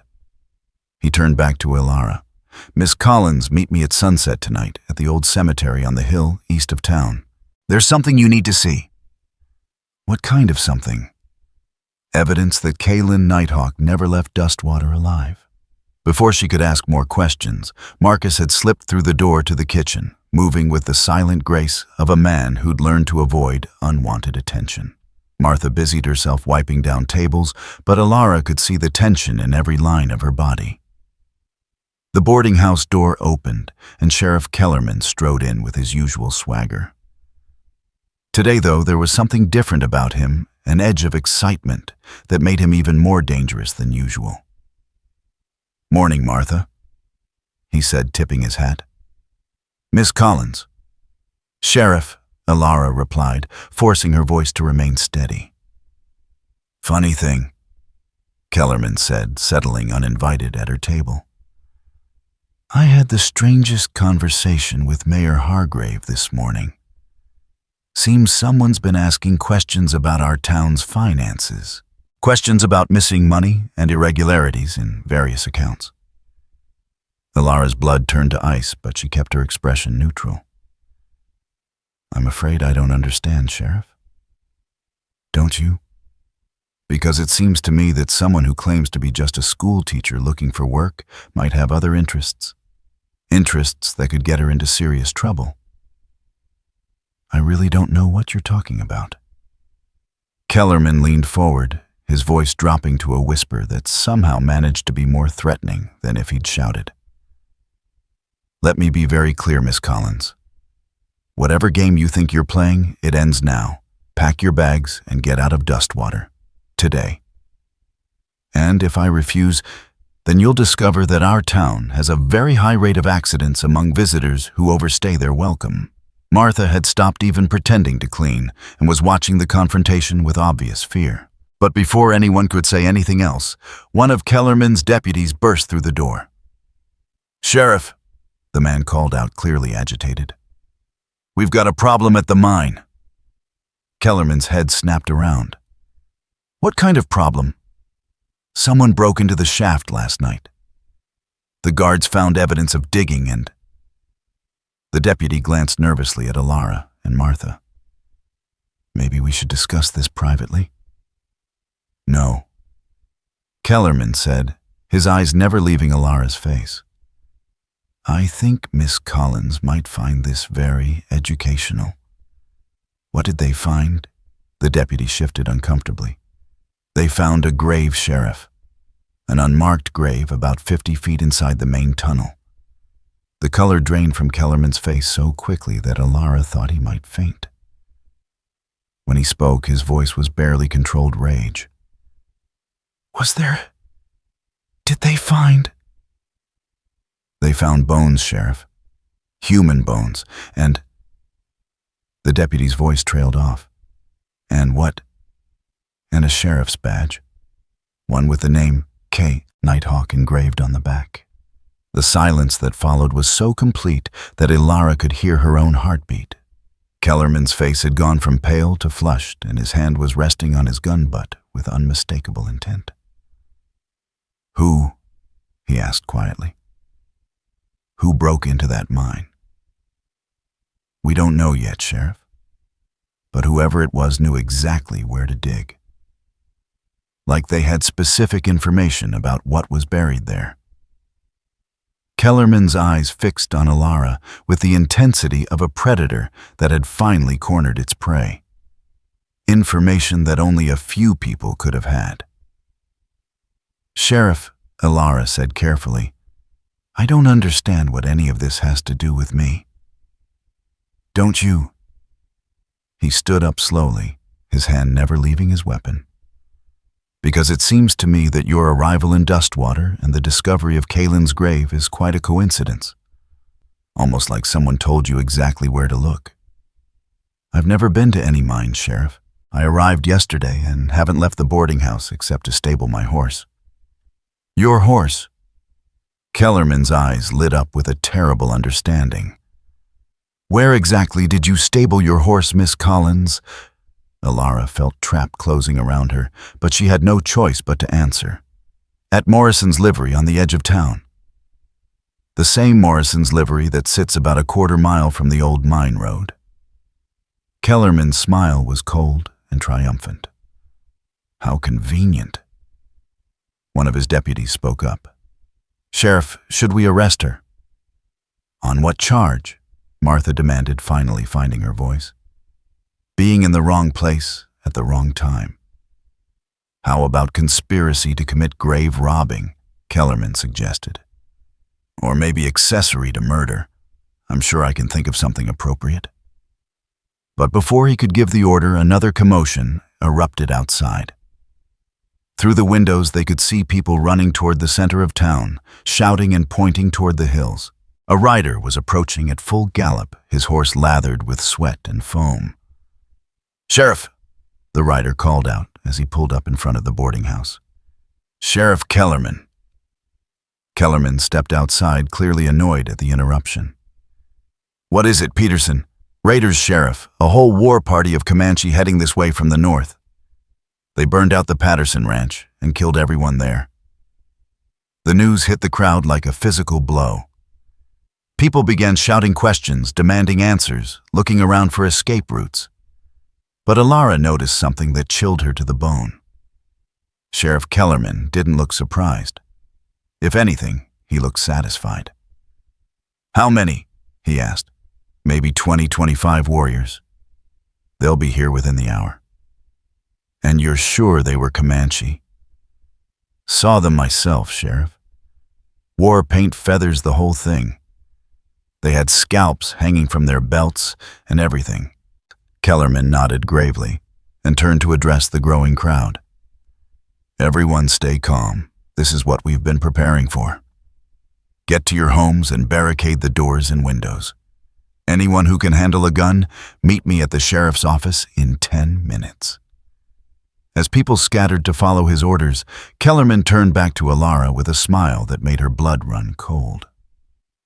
"Well, Miss Collins, it looks like you're going to get a chance to see how we handle Indian raids in Dustwater. Assuming you survive, of course."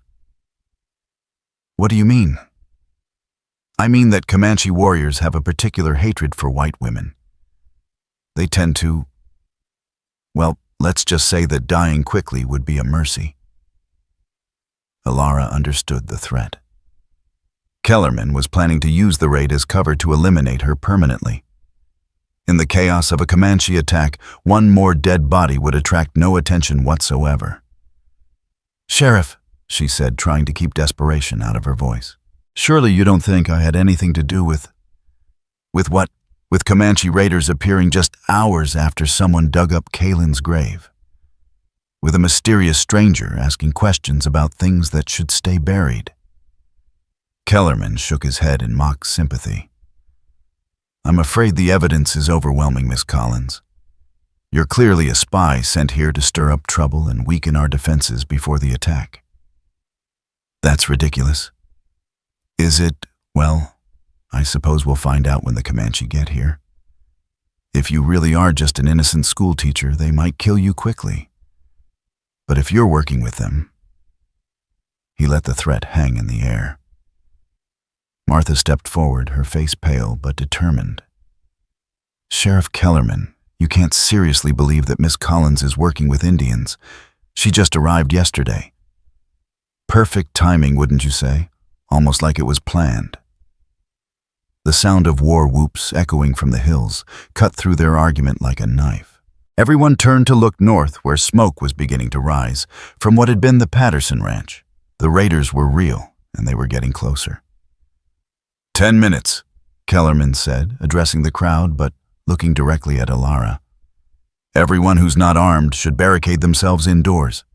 And remember, anyone found consorting with the enemy will be treated as a traitor." As the sheriff strode away, Martha grabbed Elara's arm. "You have to get out of here," she whispered urgently. "He's going to kill you the moment the shooting starts." "Where can I go, if there really are Comanche raiders?" "There are, but they're not what you think they are." Martha's voice was barely audible. "Miss Collins, those aren't real Comanche. They're the same men who attacked your town." "How do you know?" "Because Tom Patterson was supposed to be at that ranch this morning helping with the cattle drive. But I saw him ride out of town before dawn heading north. And Tom Patterson has been dead for 6 months. The implication hit Elara like a physical blow. They're using dead men's names. Just like they used Kaelen's name at Clearwater Bend. Miss Collins, this whole thing is a setup. Kellerman arranged for fake raiders to attack Dustwater so he could eliminate you and anyone else who might know the truth about what happened to Kaelen. But that's insane. He'd be destroying his own town. Would he, or would he be eliminating witnesses and creating a story that explains away any inconvenient questions? Martha's grip on her arm tightened. Think about it. After a Comanche raid, who's going to ask about missing money or murdered sheriffs? Everyone will be too busy mourning the dead and rebuilding. Before Elara could respond, the crack of gunfire erupted from the northern edge of town. The fake raiders had arrived, and they were making their attack look as real as possible. "Go," Martha urged. "Get to your wagon and get out of here while you still can." "What about you?" "I'll be fine. I've survived one corrupt sheriff, I can survive another." "But you're the only one who knows the truth about Clearwater Bend. If they kill you, those bastards get away with everything." More gunfire echoed through the streets, accompanied by the sound of breaking glass and terrified screams. Whatever else they were, the fake raiders were putting on a convincing performance. Elara ran toward the back door of the boarding house, her mind racing. She needed to get to her wagon and the evidence she'd hidden there. But more than that, she needed to survive long enough to expose the truth about what had really happened to Kaelen Nighthawk and her own town. As she slipped out the back door and into the alley behind the boarding house, a strong hand grabbed her shoulder and spun her around. She found herself face to face with Marcus Rivera, his gun drawn and his eyes hard as flint. "Where do you think you're going?" he demanded. "Marcus, thank God." Martha said a lot of things. "But right now, I need to know if I can trust you." "What do you mean?" "I mean that these raiders showed up awfully convenient-like just after someone dug up Kaelen's grave. And the only people who knew where that grave was were me, Sarah Whitmore, and whoever killed him in the first place." Elara felt the world tilting around her. "You think I'm working with Kellerman? I think someone is. And I think that someone has been playing a very dangerous game." Marcus's gun never wavered. "So, I'll ask you one more time, Miss Collins. Who are you really, and what do you want in Dustwater?" The sound of approaching hoofbeats made them both turn. 3 riders were coming down the alley at full gallop, their faces painted with war paint and feathers in their hair. But as they got closer, Elara could see what Martha had meant. These weren't Comanche warriors. They were white men in costume, and they were heading straight for her. "Get down!" Marcus shouted, grabbing Elara and pulling her behind a stack of wooden crates just as the first bullets began flying. The fake Comanche warriors were close enough now that she could see the details of their disguises. Store-bought war paint that ran in the wrong patterns. Eagle feathers that had clearly come from a millinery shop, and underneath it all, the pale skin and blue eyes that no amount of theatrical makeup could disguise. "You see it now," Marcus whispered as lead slugs splintered the wood above their heads. "Those aren't Indians, any more than I'm the President of the United States." Elara pressed herself against the crates, her mind reeling. But why? Why stage a fake raid on their own town? Because Dutch Kellerman is desperate, Marcus replied, checking the chambers of his revolver. Someone dug up Kaelen's grave last night, and now the whole house of cards is coming down. He needs chaos to cover his tracks. "Who dug up the grave?" Marcus looked at her with something that might have been admiration. "I did. Right after our conversation this morning, I decided it was time to stop wondering and start knowing." The revelation hit her like a physical blow. But how did you know where?" Sarah Whitmore finally told me what she saw that night. Took her 3 months to work up the courage, but seeing you ask the right questions gave her the push she needed. Marcus peered around the edge of the crates. "We've got about 30 seconds before they reload and try to flank us. You armed?" Elara pulled the small revolver from beneath her jacket. "Nothing like yours, but I can shoot." "Good. Because in about 10 seconds, we're going to have to fight our way out of here." But before they could move, a new voice cut through the gunfire, a voice that made both of them freeze in disbelief. "Marcus Rivera, I know you're back there." The voice was coming from one of the fake raiders, but it wasn't the voice of any white man Elara had ever heard. It was deep resonant and carried the unmistakable cadence of someone who had learned English as a second language. "You hear me, Rivera? This is Kaelen Nighthawk, and I'm coming for you." Marcus went white as fresh snow. "That's impossible," he whispered. "I saw his body, I saw the badge, I saw—" "You saw what they wanted you to see," the voice called out again, "just like everyone else in this God-forsaken town." Elara felt the last pieces of the puzzle clicking into place with horrifying clarity. "Marcus," she said quietly, "what if Kaelen Nighthawk didn't die 3 months ago? What if he escaped and someone else was buried in that grave? Then who? Think about it. 3 men tried to rob the bank. Kaelen killed all 3 of them. But what if one of those bodies was used to fake Kaelen's death? What if Dutch Kellerman needed everyone to believe his enemy was dead while he consolidated power?" The sound of boots on gravel was getting closer. Their pursuers were moving to surround them, and soon there would be nowhere to run. "Kaelen," Marcus called out suddenly. "If that's really you, prove it.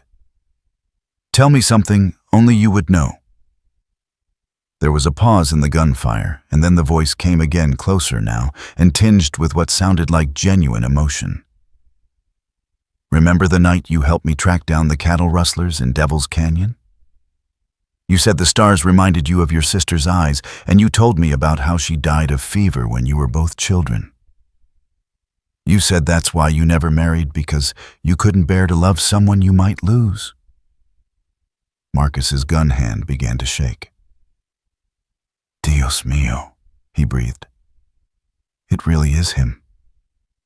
But Elara wasn't convinced. "Marcus, anyone could have learned that story. Anyone who—" Her words were cut off as a figure appeared at the end of the alley. Even painted and feathered like a Comanche warrior, there was something unmistakably familiar about the way he moved the set of his shoulders, the careful precision of his every step. "Hello, Marcus," the figure said, pulling off the fake war paint with one swift motion. "It's been a long time." The face that emerged from beneath the disguise was weathered and scarred with high cheekbones that spoke of mixed heritage and dark eyes that seemed to burn with barely contained fury. This was a man who had seen too much violence, survived too much betrayal, and emerged from it all harder and more dangerous than before. "Kaelen," Marcus whispered. "We thought you were dead." "I was supposed to be. Dutch Kellerman and his friends made sure of that." Kaelen Nighthawk stepped closer, his hand resting casually on the gun at his hip. "They buried Tom Kellerman's body with my badge and told everyone I'd fled like a coward. Problem was they didn't bury me quite deep enough." Elara found her voice. "You've been alive this whole time." Kaelen's attention shifted to her and she felt the full weight of his scrutiny. "And you were?"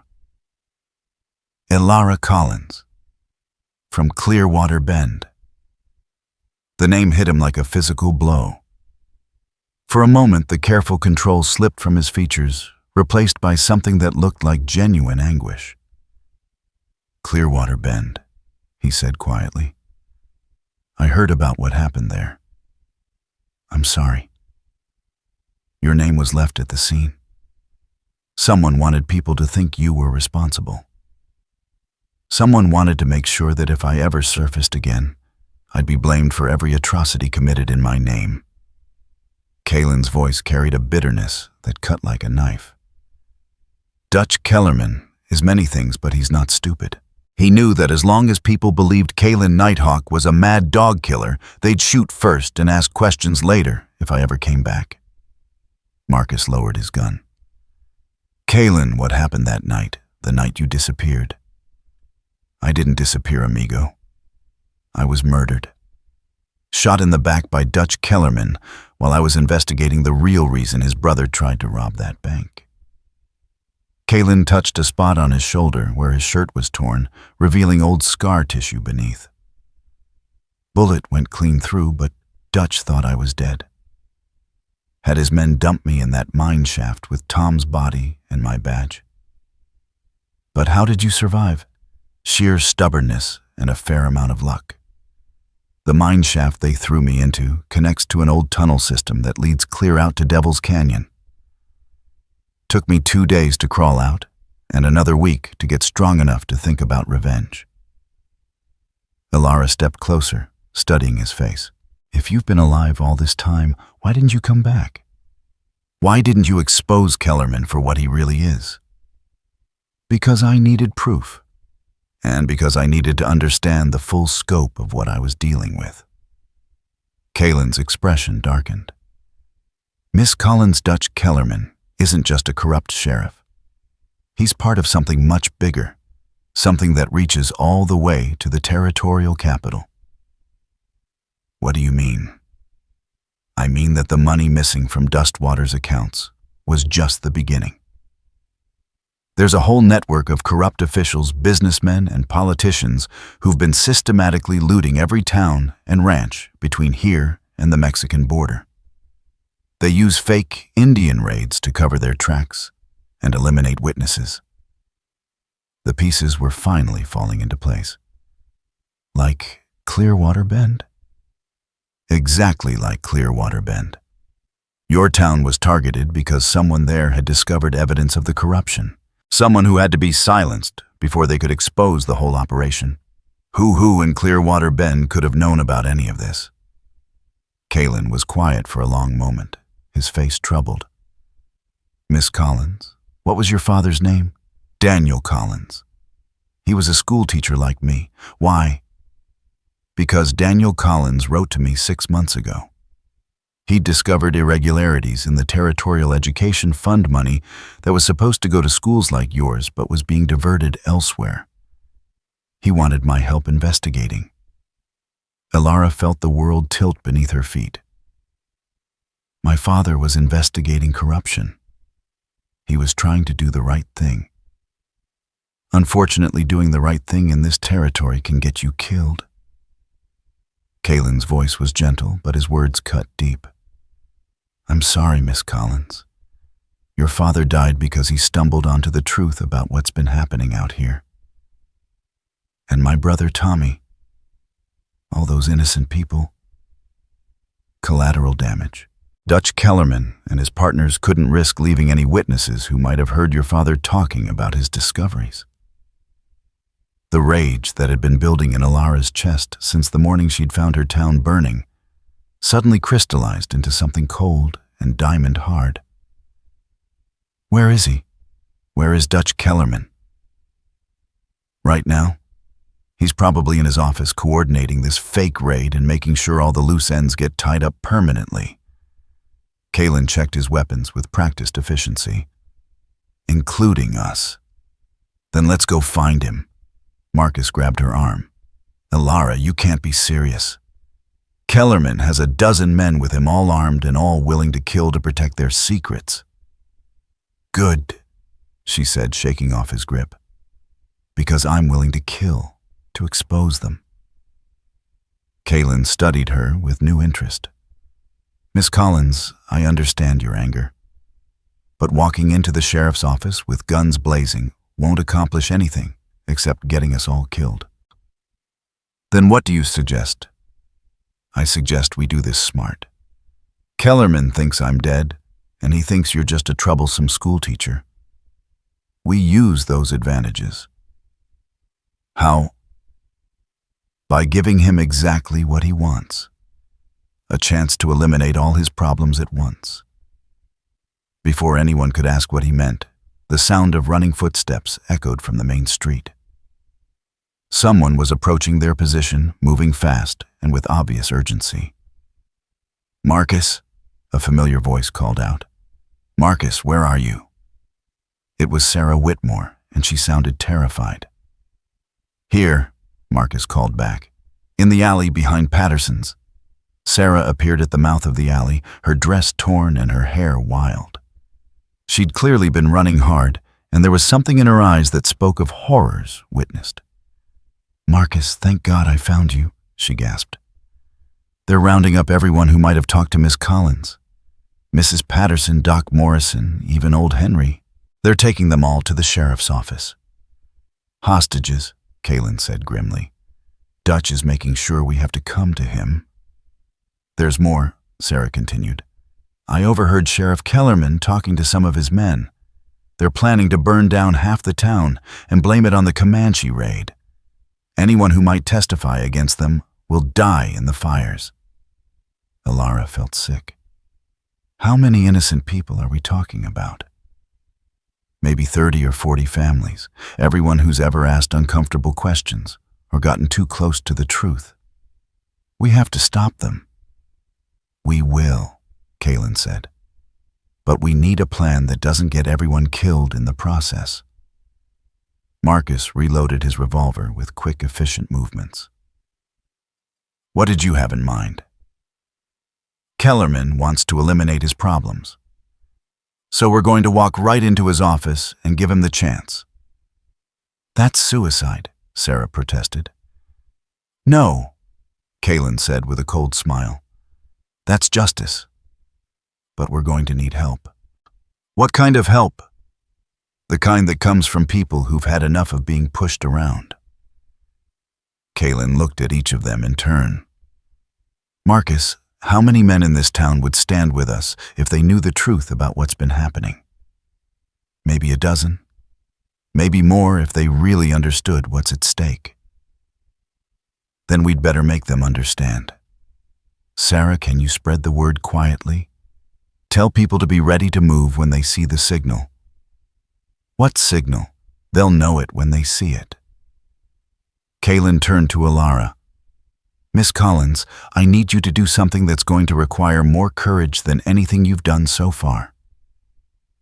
Tell me. I need you to walk into that sheriff's office and surrender. The suggestion hit her like a slap. What? Think about it. Kellerman believes you're the key to everything that's gone wrong. If you walk in there alone and defenseless, he'll want to savor the moment. He'll want to gloat to explain how clever he's been to make sure you understand exactly how thoroughly he's beaten you.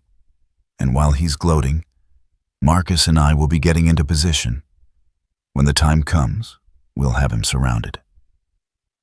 Sarah shook her head violently. It's too dangerous. If something goes wrong, then a lot of innocent people die, Elara said quietly. She looked at Kaelen with steady eyes. You're asking me to trust you with my life. I'm asking you to trust me with your life, the lives of everyone in this town, and the memory of your father and brother. Kaelen's voice was steady, but she could see the weight of responsibility in his eyes. I won't lie to you, Miss Collins.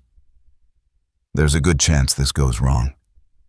There's a good chance some of us don't walk away from this. But if we do nothing, Dutch Kellerman burns down, half of Dustwater kills everyone who knows the truth, and disappears with enough stolen money to buy himself a new identity somewhere far from here. And the network of corruption that killed your family continues operating until they've bled this territory dry. Elara was quiet for a long moment, thinking of Tommy's face as he'd fallen on the schoolhouse steps. Thinking of her father's voice reading to her from his books about justice and right and wrong. Thinking of 19 graves that would never be properly marked because there was no one left to remember the names. What do I need to do? Kaelen outlined the plan with the precision of a man who'd spent months thinking about this moment. Elara would approach the sheriff's office openly, appearing to surrender, but actually carrying hidden weapons. Marcus would circle around to the back entrance while Kaelen positioned himself to cover the front. Sarah would coordinate with the townspeople they could trust, making sure that when the shooting started, they'd have allies rather than enemies. The most important thing, Kaelen emphasized, is that we take Kellerman alive. Dead men can't confess to their crimes, and without his testimony, we'll never expose the full extent of this network. What if he refuses to surrender? Then we make him an offer he can't refuse. As they prepared to separate and take their positions, Marcus grabbed Elara's arm one more time. Are you sure about this? He asked. Once you walk through that door, there's no going back. There was no going back the moment they killed my family, she replied. The only question now is whether they're going to pay for what they've done. The walk to the sheriff's office felt like the longest journey of Elara's life. Every step carried her closer to a confrontation that would either expose the truth about her father's death or end with her joining him in whatever lay beyond. The fake Indian raid was still ongoing around the edges of town, providing enough chaos and noise to cover any sounds that might emerge from the coming gunfight. As she approached the sheriff's office, she could see armed men stationed at the windows and doors. Too many men for a simple frontier sheriff's office, all of them watching the street with the alertness of professional killers. Whatever else Dutch Kellerman might be, he wasn't taking any chances with his security. The door opened before she could knock, and she found herself face to face with one of Kellerman's deputies, a hard-faced man with dead eyes and the kind of casual brutality that came from years of violence. Well, well, he said with a grin that revealed tobacco-stained teeth. If it isn't our mysterious schoolteacher, the sheriff's been waiting for you. I need to speak with him. Oh, you'll get your chance. Right this way, Miss Collins. The interior of the sheriff's office had been transformed into something resembling a military command post. Maps covered the walls, marked with positions and movements that had nothing to do with legitimate law enforcement. Armed men stood at every window, and the air was thick with gun smoke and the smell of unwashed bodies. Dutch Kellerman sat behind the sheriff's desk like a king holding court, his feet propped up and a glass of whiskey in his hand. When he saw Elara, his face lit up with the kind of satisfaction that comes from a long-anticipated victory. Miss Elara Collins, he said, rising from his chair with exaggerated courtesy. Or should I say, Miss Elara Collins, daughter of the late Daniel Collins, schoolteacher and would-be hero of Clearwater Bend. The confirmation that he'd known her identity all along hit her like a physical blow, but she kept her expression neutral. Sheriff? Oh, we're well past formal courtesy, don't you think? After all, we're practically family. Your father and I had quite a correspondence before his untimely death. You killed him, I killed a lot of people, Miss Collins. You'll have to be more specific. Kellerman's smile was genuinely amused. But if you're referring to the unfortunate incident at Clearwater Bend, I'm afraid you're mistaken. That was the work of savage Comanche raiders, as I'm sure the territorial authorities will confirm. The same savage Comanche raiders who are conveniently attacking Dustwater right now. What a coincidence, isn't it? Almost like they followed you here. Kellerman moved closer, his hand resting casually on his gun butt. Tell me, Miss Collins, what gave you the courage to walk in here? Surely you don't think you can simply demand justice and expect me to hand it over. I think you're going to kill me anyway. At least this way, I get to look you in the eye when I tell you what I think of men who murder children. Ah, the brother. Yes, that was unfortunate. But you have to understand, Miss Collins, your father left me no choice. He discovered certain irregularities in the Territorial Education Fund. Money that was supposed to go to schools but was being redirected to more profitable ventures. You stole money meant for children's education. I liberated money that was being wasted on teaching farm children to read when they'd be better served, learning to work with their hands. Kellerman poured himself another whiskey. Your father didn't see it that way, of course. He was quite insistent that the authorities be notified. So you had him killed. I had a problem solved. Unfortunately, solving that problem required eliminating anyone who might have heard him discussing his discoveries. Kellerman's expression grew thoughtful. You know, Miss Collins, in a way, you should thank me. Your brother died quickly without suffering. I could have made it much worse. The casual cruelty of the statement ignited something dangerous in Elara's chest. You're going to pay for what you did to Tommy. Am I? And how exactly do you propose to make that happen? You're one woman with a small pistol surrounded by a dozen men who've killed more people than you've probably met in your entire life. Maybe I'm not as alone as you think. Kellerman's expression sharpened. Meaning what exactly? Meaning you made one very big mistake, Sheriff. You assumed that everyone in this territory was either corrupt or too scared to fight back. And you think I'm wrong? I know you're wrong. Because there are still people who believe in justice. People who are willing to fight for it. Such as Kaelen Nighthawk. The effect of the name was immediate and dramatic. Every man in the room tensed hands, moving to weapons' eyes, scanning the windows and doors for signs of threat. Kellerman himself went pale, the whiskey glass trembling in his hand. Kaelen Nighthawk is dead, he said, but his voice lacked conviction. Is he? Because someone dug up his grave last night and found your brother's body wearing his badge? Kellerman set down his glass, with exaggerated care, his earlier confidence evaporating like morning mist. That's impossible. Nothing's impossible, Dutch. Not even justice. The voice came from the doorway, and every head in the room turned to see Kaelen Nighthawk standing there, with a rifle in his hands and death in his eyes. He'd abandoned his fake Indian disguise and was dressed in the black clothes of his old profession, the silver star of a territorial marshal pinned prominently to his vest. Hello, Dutch, he said quietly. We need to talk.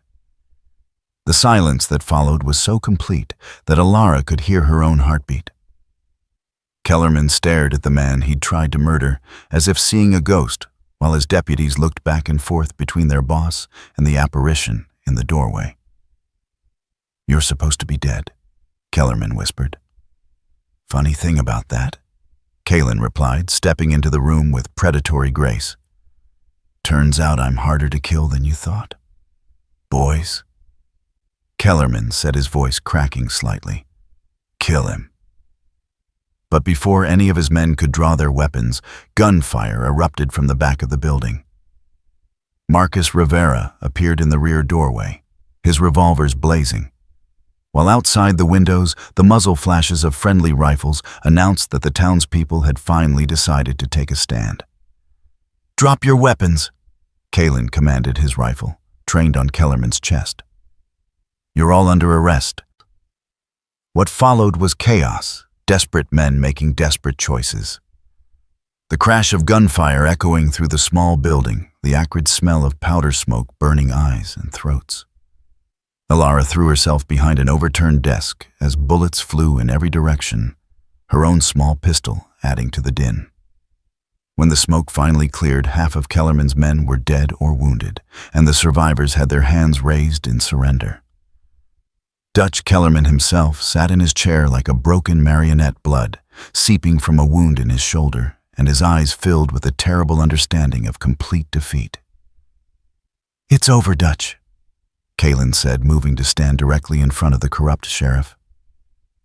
"Your network is exposed, your men are captured, and you're going to spend whatever time you have left in territorial prison." "You can't prove anything," Kellerman said weakly. "Can't I?" Kaelen pulled a thick folder from inside his jacket. "Bank records, correspondence receipts for payments to your fake raiders. I've been collecting evidence for 3 months, Dutch. Enough evidence to hang you and half the territorial government." Kellerman's face crumpled. How did you know?" "I knew, because your brother told me before he died. Seems Tom had second thoughts about robbing that bank.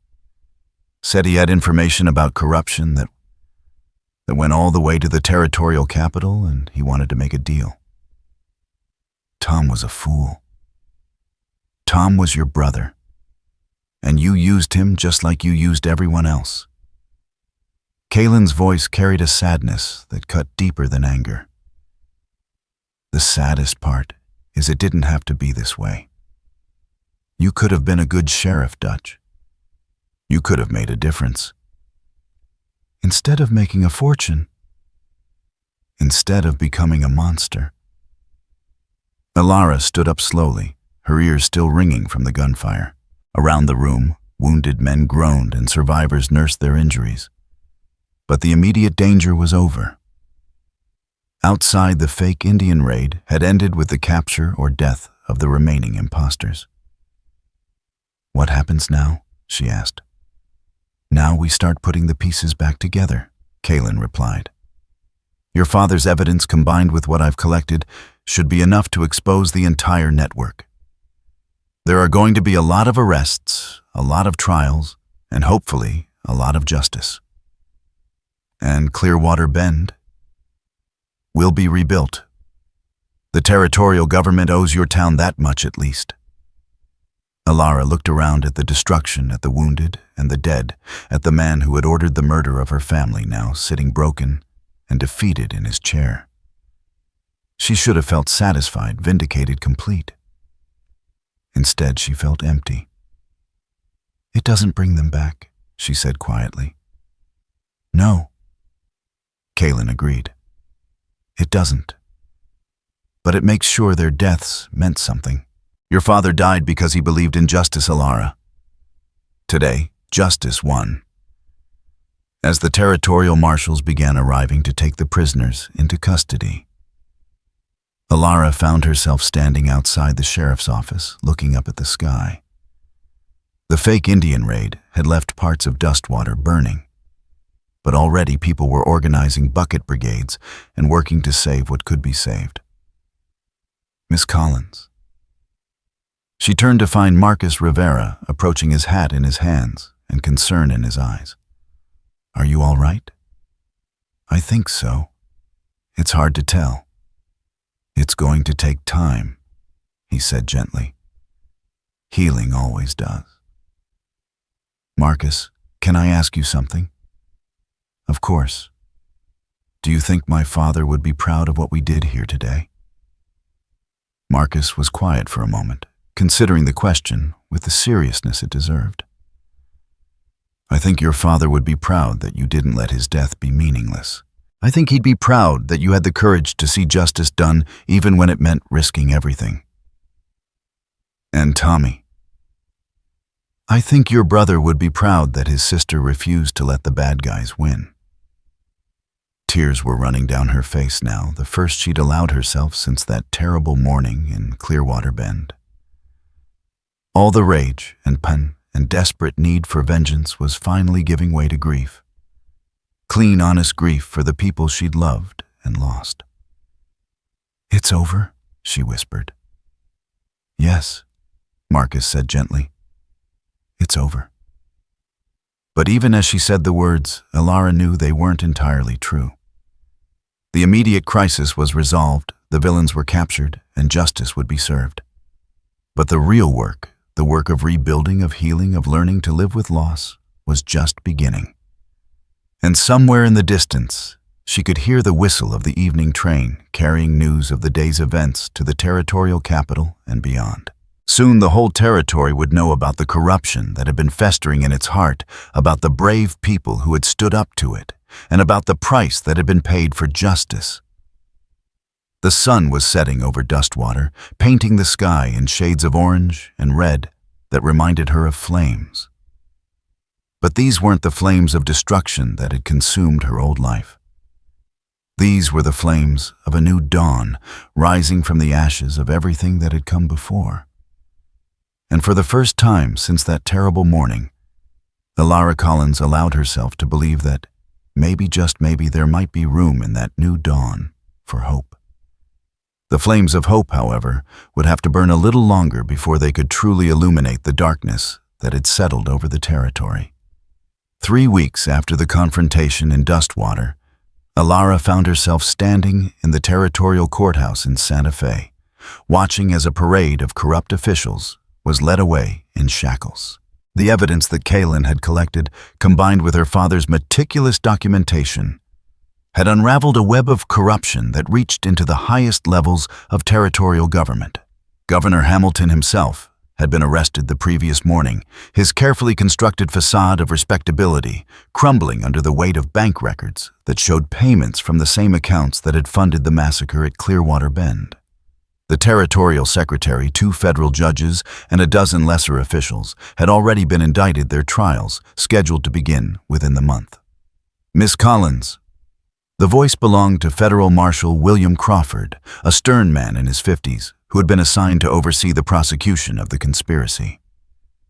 "The jury is ready for your testimony." Elara nodded and smoothed down her black dress, the same dress she'd worn to every hearing and deposition over the past 3 weeks. It had become her uniform, a symbol of mourning that she wasn't quite ready to abandon. The weight of grief still pressed down on her shoulders like a physical thing. But it was different now. Clean. Purposeful. The courtroom was packed with journalists, territorial officials, and curious citizens who had traveled from across the Southwest to witness what the newspapers were calling the trial of the century. As she walked to the witness stand, Elara could feel hundreds of eyes upon her. But her attention was focused on the defendant's table where Dutch Kellerman sat in chains, his face a mask of sullen defeat. "Miss Collins," the prosecutor began once she had been sworn in, "please tell the court about the morning of September 7th, when you discovered your town had been attacked." She had told this story so many times over the past weeks that it had taken on the quality of a recitation. But as she spoke, the memories came flooding back with vivid clarity. The smell of smoke, of Tommy's body on the schoolhouse steps, the graffiti left behind to implicate Kaelen Nighthawk. The attackers left behind the name Kaelen Nighthawk painted on one of the buildings, she continued. At the time, I believe this indicated that the former sheriff of Dustwater was responsible for the massacre. And what did you subsequently learn about Sheriff Nighthawk's involvement? I learned that Kaelen Nighthawk had been murdered 3 months earlier by Dutch Kellerman and his associates, who used his name to deflect suspicion from their own criminal activities. A murmur ran through the courtroom. Even though the basic facts of the case had been reported extensively, hearing them laid out in stark legal language still had the power to shock.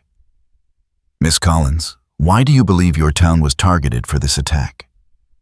Elara looked directly at Kellerman as she answered.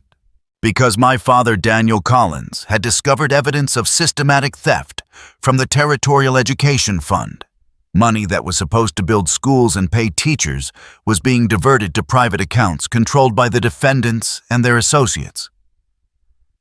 And what happened when your father attempted to report this theft? He was marked for death. The attack on Clearwater Bend was designed to eliminate him and anyone who might have heard about his discoveries. The prosecutor moved closer to the witness stand. Miss Collins, in your opinion, could this conspiracy have succeeded without the active participation of territorial officials? Objection, called Kellerman's defense attorney, a sleek man from Denver who had been hired at enormous expense. Calls for speculation. Sustained, the judge ruled. But the question had been asked, and its implications hung in the air like smoke. The defense attorney had been fighting a losing battle from the moment the first witness took the stand. Too much evidence, too many documents, too many bodies. After her testimony concluded, Elara made her way to the courthouse steps where Kaelen was waiting. He wore the uniform of a territorial marshal, now the silver star on his chest catching the afternoon sunlight. The past 3 weeks had aged him, she thought. The weight of bringing so many corrupt officials to justice had taken its toll. How did it go? He asked. The same as always. They listened, they took notes, and they looked sick to their stomachs. Elara pulled her shawl tighter around her shoulders. How many more trials, Kaelen? Dozens, maybe hundreds. This conspiracy reached into every corner of territorial government. He gestured toward the courthouse. But the important thing is that it's finished. The network is broken. Is it, or are we just cutting off the head of a hydra? Kaelen studied her face with concern. You're thinking about leaving. It wasn't a question. Over the past weeks, as they'd worked together to prepare testimony and gather evidence, he'd learned to read her moods with disturbing accuracy. I'm thinking about a lot of things, she said.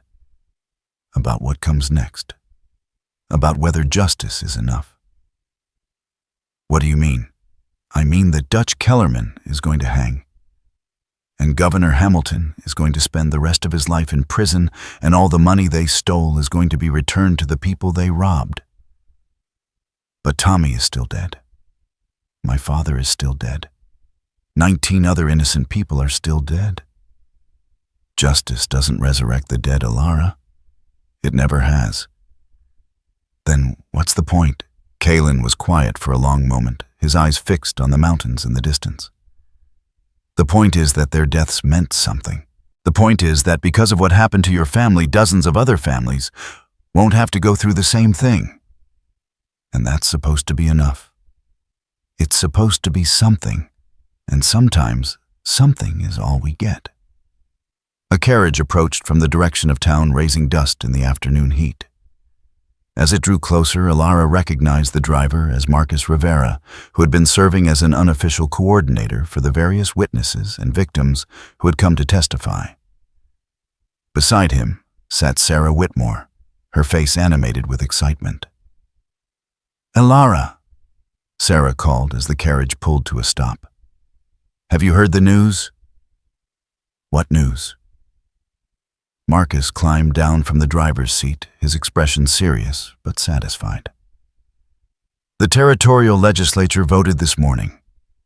They're establishing a victims' compensation fund, and they've authorized the rebuilding of every town that was attacked by Kellerman's fake raiders. Including Clearwater Bend, Sarah added. They're going to rebuild it exactly as it was, with a new school and everything. The news should have filled Elara with joy. But instead she felt only a strange numbness. That's wonderful, she said, trying to inject enthusiasm into her voice. There's more, Marcus continued. They want you to be the new school teacher. They're offering to pay for your transportation back, plus a bonus to compensate for everything you've been through. They want me to go back. They want you to help rebuild, Sarah said. To be part of making Clearwater Bend whole again. Elara looked from face to face, seeing hope and expectation in their eyes. These people genuinely believed that reconstruction was possible, that the past could somehow be repaired through the simple act of rebuilding what had been destroyed. I need to think about it, she said finally. Of course, Marcus said, though she could see the disappointment in his expression. Take all the time you need. As the carriage drove a wharrior away, Elara found herself alone with Kaelen again. The courthouse steps had emptied as the afternoon session began, leaving them surrounded by the peculiar silence that settles over public spaces when the crowds have departed. You're not going back, Kaelen said. It wasn't a question. How can I, every building, every street, every corner would remind me of what was lost? How do you rebuild on top of a graveyard? The same way people have always rebuilt. One brick at a time, one day at a time, until the new memories start to outnumber the old ones. And what if they don't? What if the ghosts are stronger than the hope? Kaelen turned to face her fully. Then you find somewhere else to make new memories.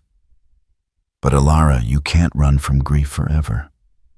Sooner or later you have to stop moving and start living again. Is that what you did after they tried to kill you?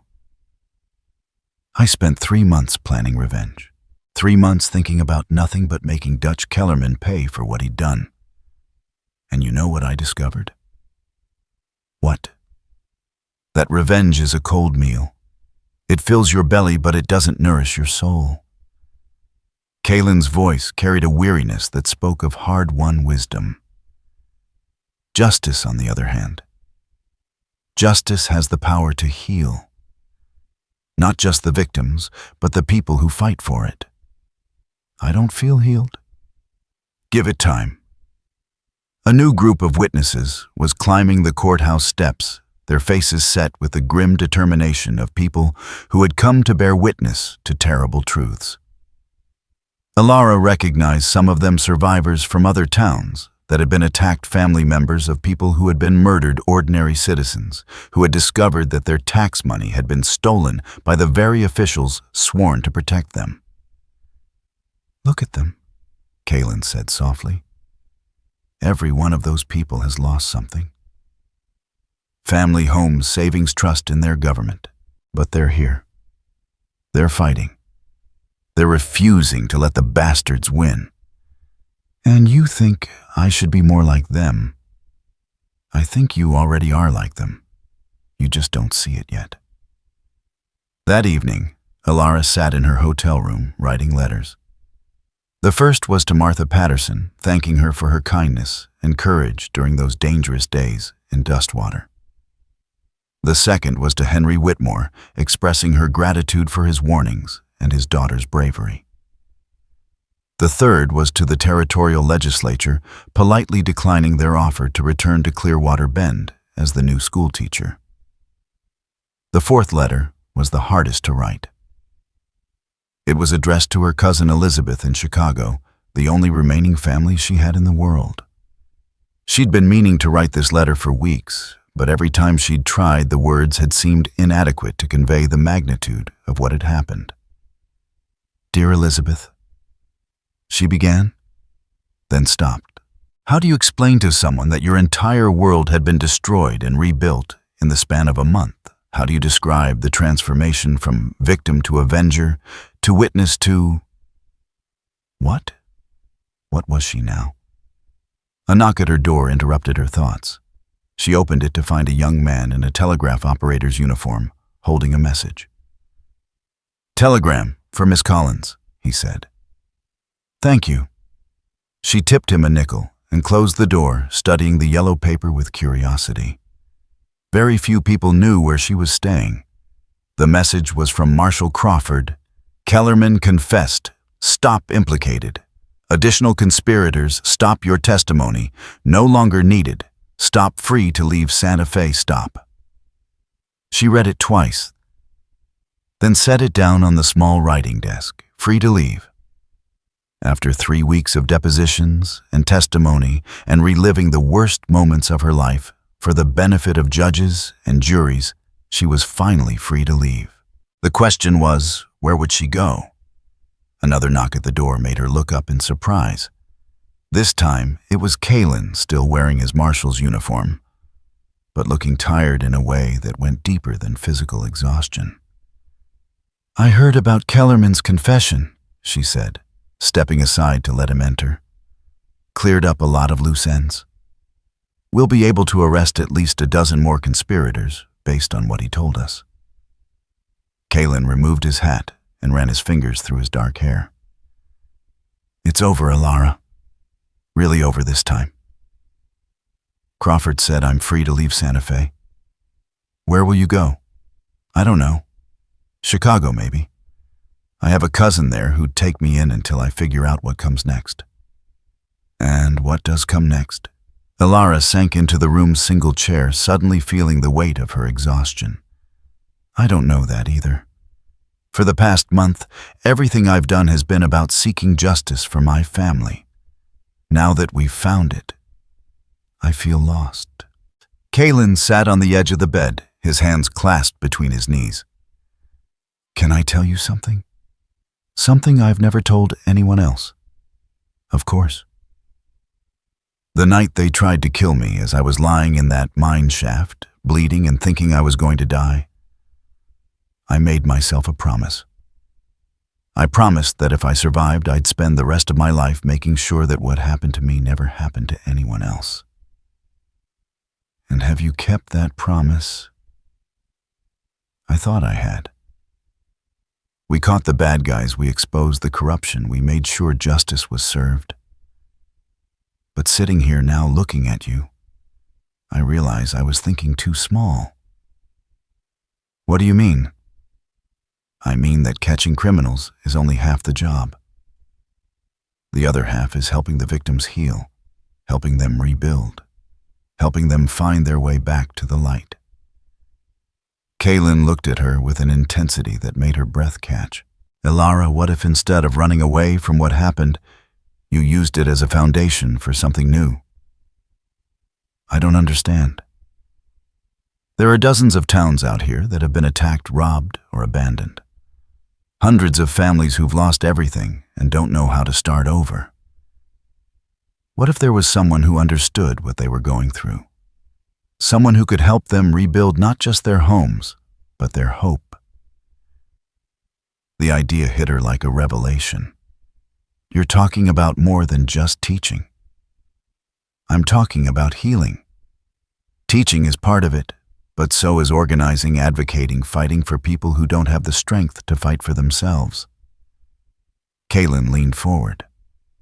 "Elara, you have something that most people don't have. You've stared into the abyss and come back stronger.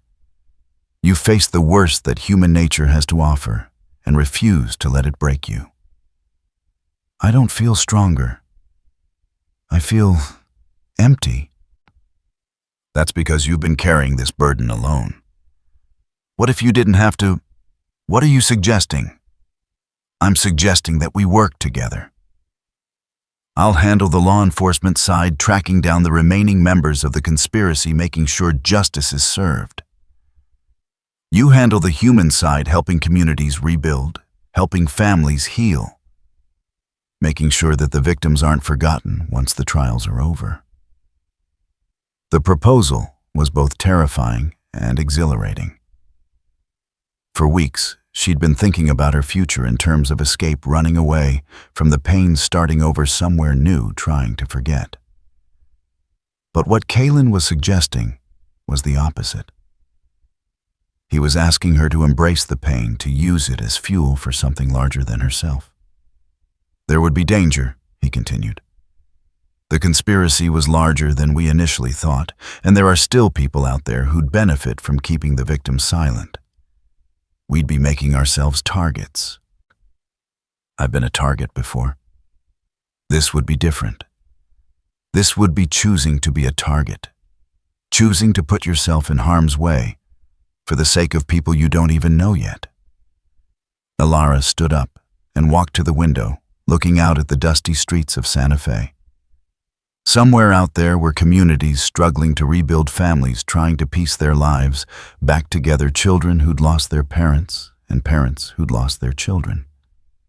People who needed someone to remind them that they weren't alone, that their suffering mattered, that justice was possible even in the darkest of times. "Kaelen," she said without turning around. "Do you remember what I said to Sheriff Kellerman right before you walked into his office? You said that nothing was impossible, not even justice. Do you believe that? I'm starting to." She turned to face him, and for the first time in weeks, she felt something stirring in her chest that might have been hope. "Then let's prove it." The transformation didn't happen overnight. Over the following months, as autumn gave way to winter and winter gave way to spring, Elara and Kaelen traveled throughout the territory, documenting the full extent of the damage caused by the conspiracy and working to help communities rebuild. They established a network of communication between isolated towns, ensuring that news of threats or opportunities could be shared quickly. They lobbied the territorial government for better protection and more resources for frontier communities. They helped organize schools, churches, and local governments in places where the old structures had been destroyed or corrupted. Most importantly, they listened. They sat with families who had lost everything and helped them tell their stories. They held the hands of children who had watched their parents die and assured them that the nightmares would eventually fade. They stood with communities as they buried their dead and celebrated their survivors. It was difficult work, often heartbreaking, sometimes dangerous. There were still members of the conspiracy at large, still corrupt officials who saw their efforts as a threat to be eliminated. They survived 2 assassination attempts, countless threats, and the constant stress of knowing that their enemies were always watching. But there were victories too. Communities that had been on the verge of abandonment found new life. Families that had been scattered by violence were reunited. Children who had lost their faith in the goodness of the world slowly began to trust again. One evening in late spring, as they sat around a campfire outside a small town called New Haven that they'd helped establish for refugees from various attacks, Elara found herself thinking about the conversation they'd had in that hotel room in Santa Fe. "Kaelen," she said, "do you remember asking me what came next?" "I remember. I think I finally have an answer." "What's that?" "What comes next is this. All of this. Every town we help rebuild, every family we help heal, every child we help find hope again." She looked at him across the fire, seeing her own determination reflected in his dark eyes. "What comes next is making sure that what happened to my family, to my town, never happens to anyone else. And if it does happen, then we make sure they don't have to face it alone." Kaelen nodded slowly. "I can live with that." "Good," Elara said, "because I have a feeling we're going to be very busy." As if to prove her point, a rider approached their camp, his horse lathered with sweat and his face grim with urgent news. It was becoming a familiar sight, someone arriving with word of a new crisis, a new injustice, a new community in need of help. "Marshal Nighthawk," the rider called. "Miss Collins, I'm from Cedar Creek, about 50 miles north of here. We've got trouble."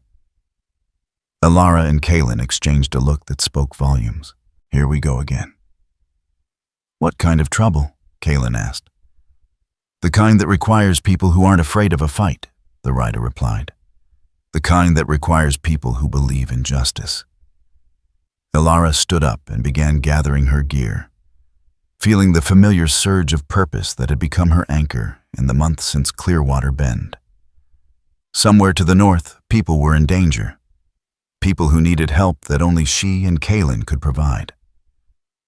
"Tell us everything," she said to the rider, "and don't leave out any details."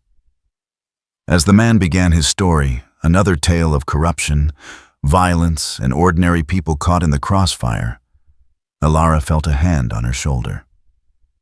Kaelen was standing beside her, his marshal's badge catching the firelight, his expression set with the quiet determination she'd come to know so well. "Ready?" he asked. She thought about Tommy lying dead on the schoolhouse steps.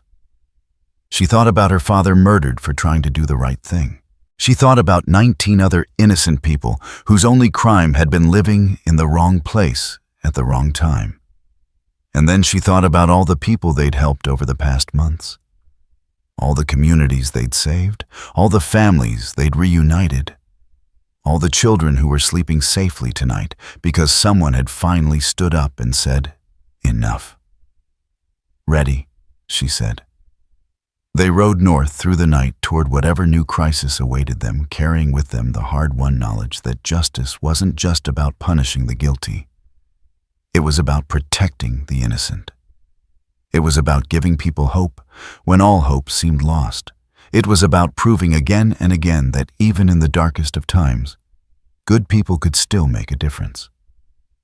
Behind them, the fire burned down to embers, but the light it had kindled in their hearts would burn for years to come.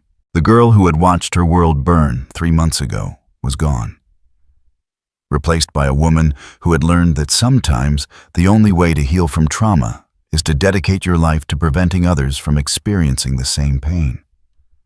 The road ahead was long and uncertain, filled with dangers they couldn't yet imagine and challenges they weren't yet prepared to face. But they would face them together, armed with courage, compassion, and an unshakable belief that justice wasn't just possible. It was inevitable as long as someone was willing to fight for it. Somewhere in the distance, dawn was breaking over the mountains, painting the sky in shades of gold and crimson that reminded Elara not of destruction, but of renewal, of hope, of the promise that every ending was also a beginning, and every loss was also an opportunity to build something better. The woman who had once sworn revenge had found something far more powerful: purpose. And in finding her purpose, she had finally found her way home.